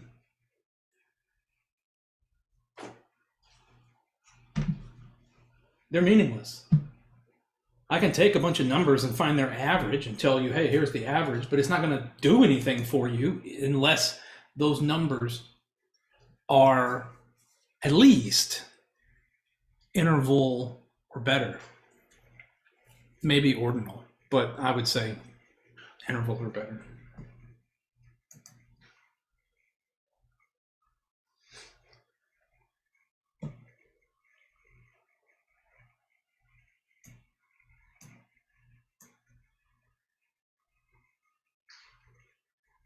Like here, we're going to learn something about, here the statistics are going to tell us something, because these numbers are net worths of celebrities.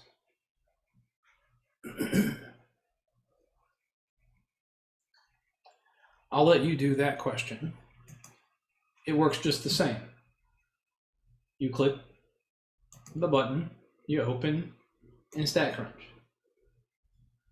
StatCrunch opens with all of your numbers. You go to Stat, Summary Stats, Columns.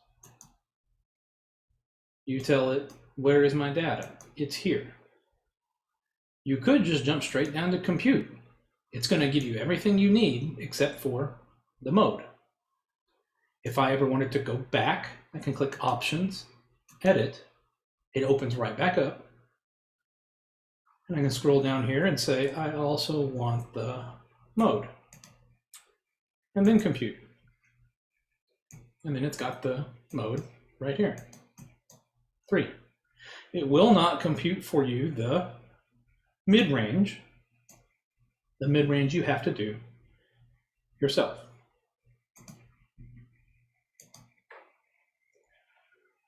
All right, so question 11 and 12, you can handle. Let us now do, or discuss,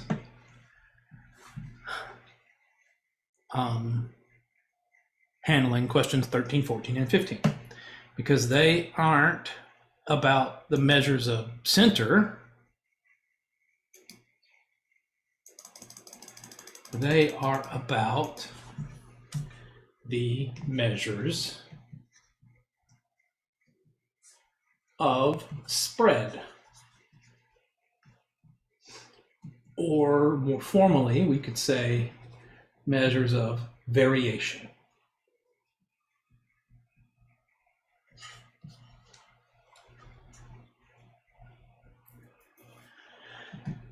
And there's only,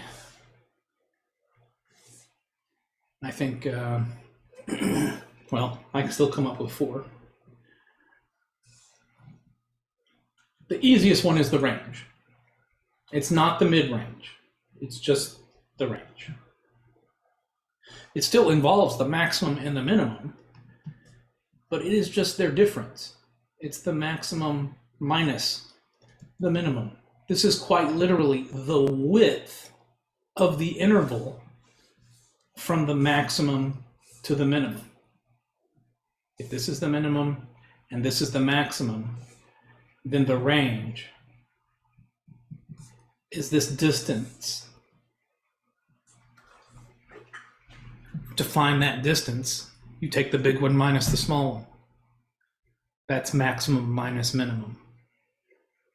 And it tells you how wide you have to go, how big of a net you would need to fit around all your data.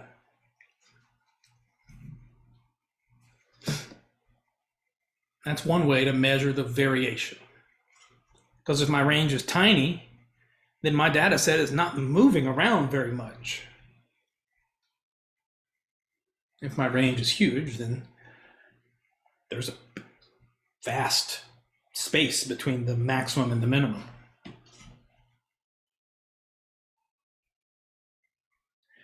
And I can think of another one that's relatively easy that we won't study right now, the interquartile range.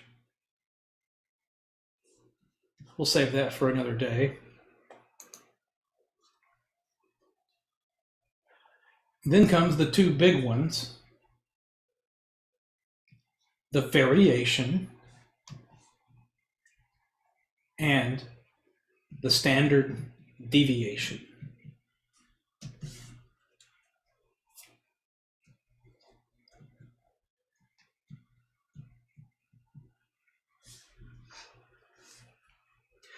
The standard deviation is where it's at. That is a central idea in statistics, the standard deviation. The variation is not helpful to look at. Completely unhelpful to look at. You would only ever use the variation to construct the standard deviation.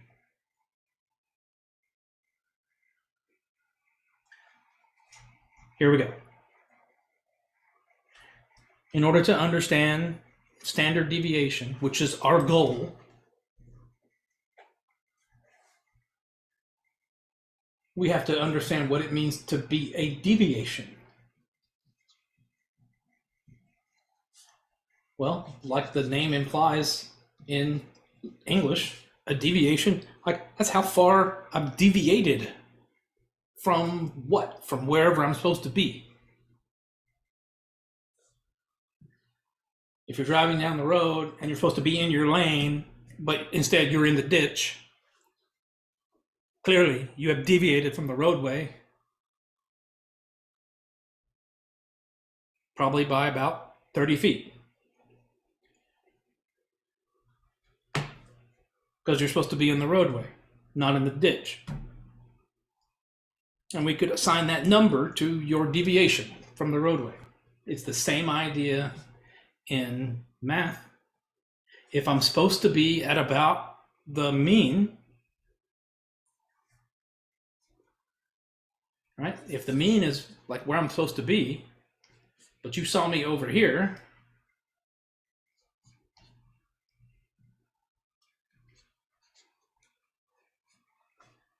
then this distance describes how far away I am from where I'm supposed to be. This is how you observe me. This is some data point. This is some data point. And this is the sample mean.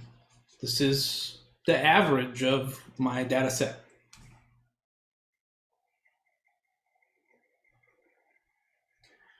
So if my sample mean was 5, but you saw me being a 3, then my deviation is -2.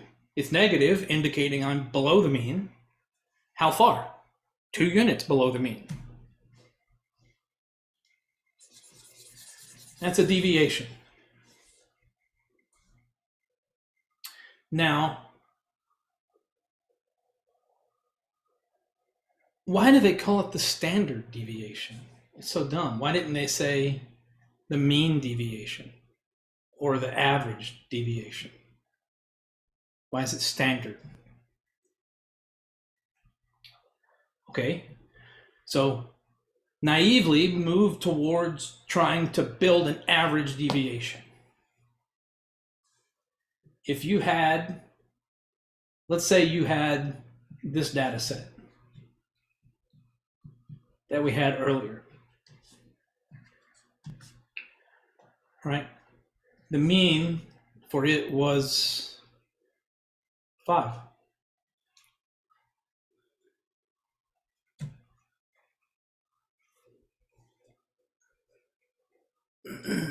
No, it wasn't. Sorry, it was 3.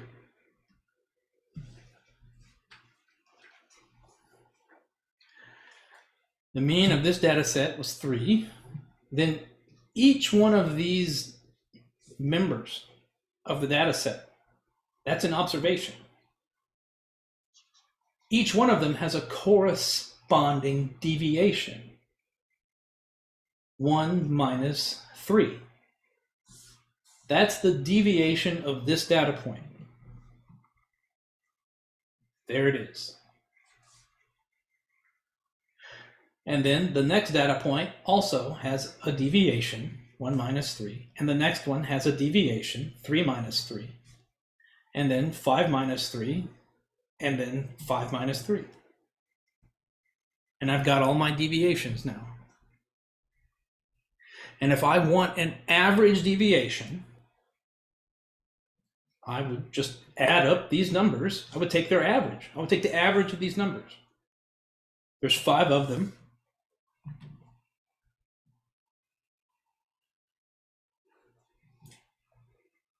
I'm just not satisfied until the line is more straight. So there's 5 of them, so I would divide by 5. And normally at this point, I would have students compute this number, and then they'd be shocked to find out that it is 0.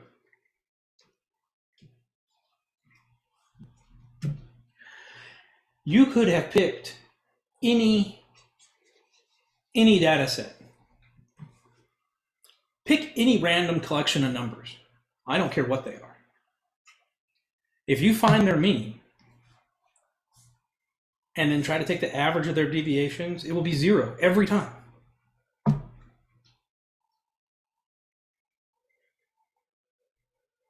So that's why they don't have an average deviation. It just doesn't work. The numerator always comes out 0. And that's just because some of these are negative, some of them are positive, and they wind up canceling each other out every single time because that negativity and positivity is linked to the mean.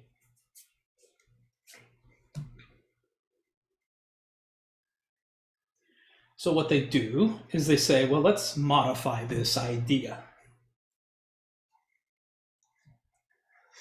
Let's square each one of these.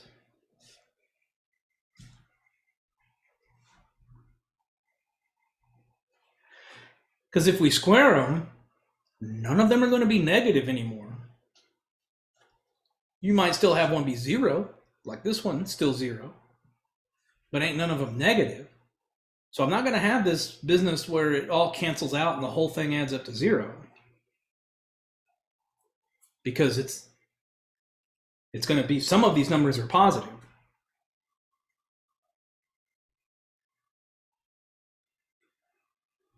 And a sum of positive numbers is greater than 0. And for an idea, for a reason that we can't discuss right now, we don't divide by just how many there are, we divide by how many there are minus 1. And with those basic modifications, this is the variance. That useless number I told you about. Not useless. It's only useful in terms of trying to define the standard deviation. Okay, well here, let me get the variance. Right here, that's a -2 squared. So that's 4.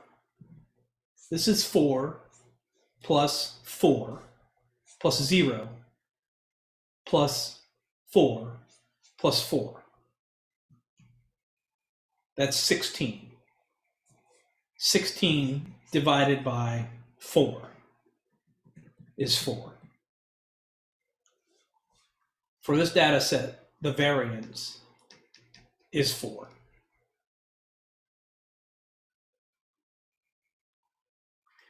This is how you compute the variance. You need all of the deviations. You need all of the deviations. You square each one of them and add them all up. It's the sum of the squared deviations divided by n minus 1.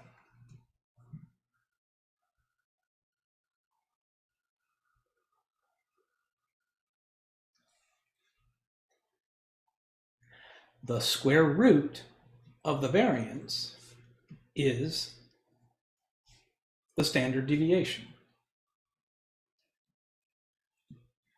It looks like an O with a hat on it. That's the population standard deviation.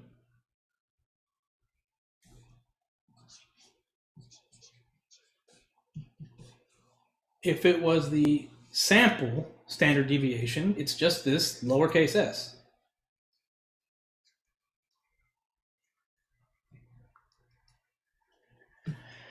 This symbol was chosen because it is a lowercase sigma, and sigma starts with an S, just like standard deviation does. So the standard deviation of this set is the square root of 4, which is 2. Then that number 2, which is a measure of spread, is simply trying to describe to you how far away from the middle, how far away from the mean did we see the majority of the data points? Well, the majority of the data points are here, which are exactly 2 units from 3. So that standard deviation, that number 2, is describing to you, hey, a huge portion of these data points are 2 units from the mean. That's what it says.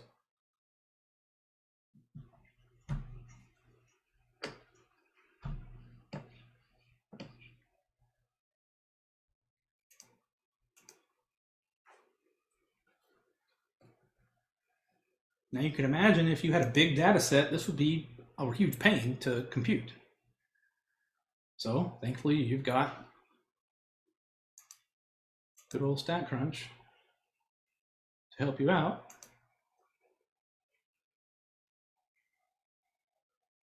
Because here I am again with the Jersey numbers. I can open the data in StatCrunch.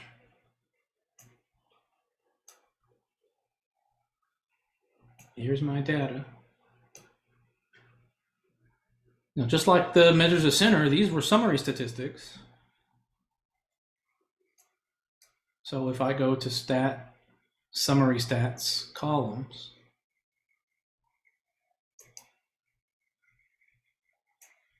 then I can get those summary statistics. I tell it where the data is located. There's nothing to even click right here because look, variance is already on the list. Standard deviation is already on the list. And range is already on the list. You can just jump down to compute.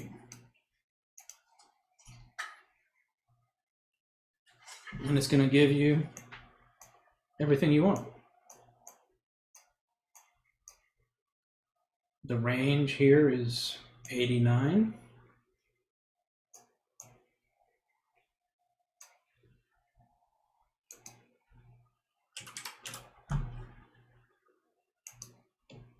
That's just the distance between the maximum and the minimum. Standard deviation, they're calling it the sample standard deviation. That's correct. StatCrunch just ditches the word sample. They just say standard deviation. They're assuming every time you gave them a sample. To one decimal place, 27.5.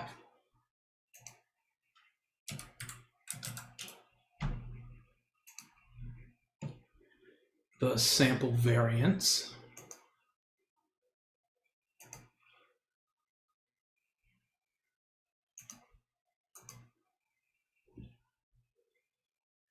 you see what I mean? The sample variance is useless to look at. 754.4. Like, nobody's going to stare at that number and say, oh, aha, yes, 754.4. I knew it was about right there. No one's going to say that. They don't. You have to take the square root of the variance to make any sense of it. 754.4.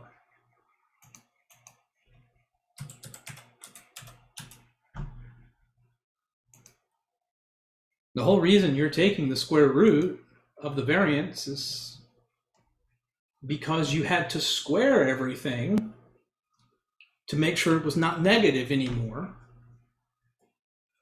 So you could have something that approximated the idea of an average deviation, but instead we've standardized it.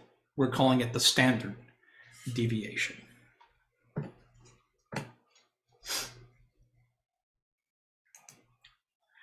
And what do these silly results tell us about how our collection of Jersey numbers varies? I mean, you can't learn anything from numbers that are at the nominal level of measurement. They have no numerical content. You can compute them, but to interpret them doesn't mean anything.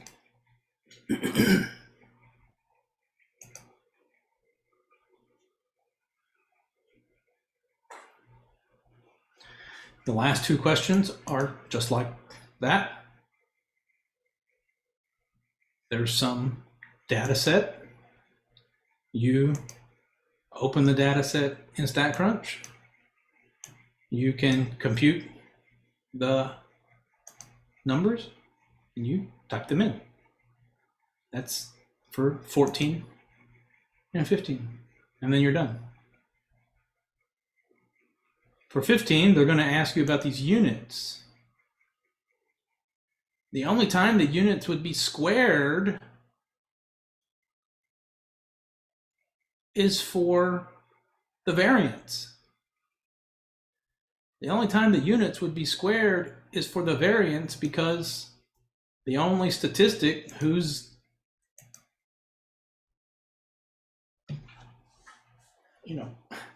it's like this. The standard deviation squared, that's what the variance is. So you can see that the variance has units that are squared, because that's what it is. The square root of that thing which has squared units is just a standard deviation. Very obviously, the variation would have to have squared units, because look, I took all the deviations and squared them. If all the deviations were lengths, and then I squared all those lengths, it's like having an area now. So it's square units. then you have to take the square root to get back down to just a length. All right, that's it for today.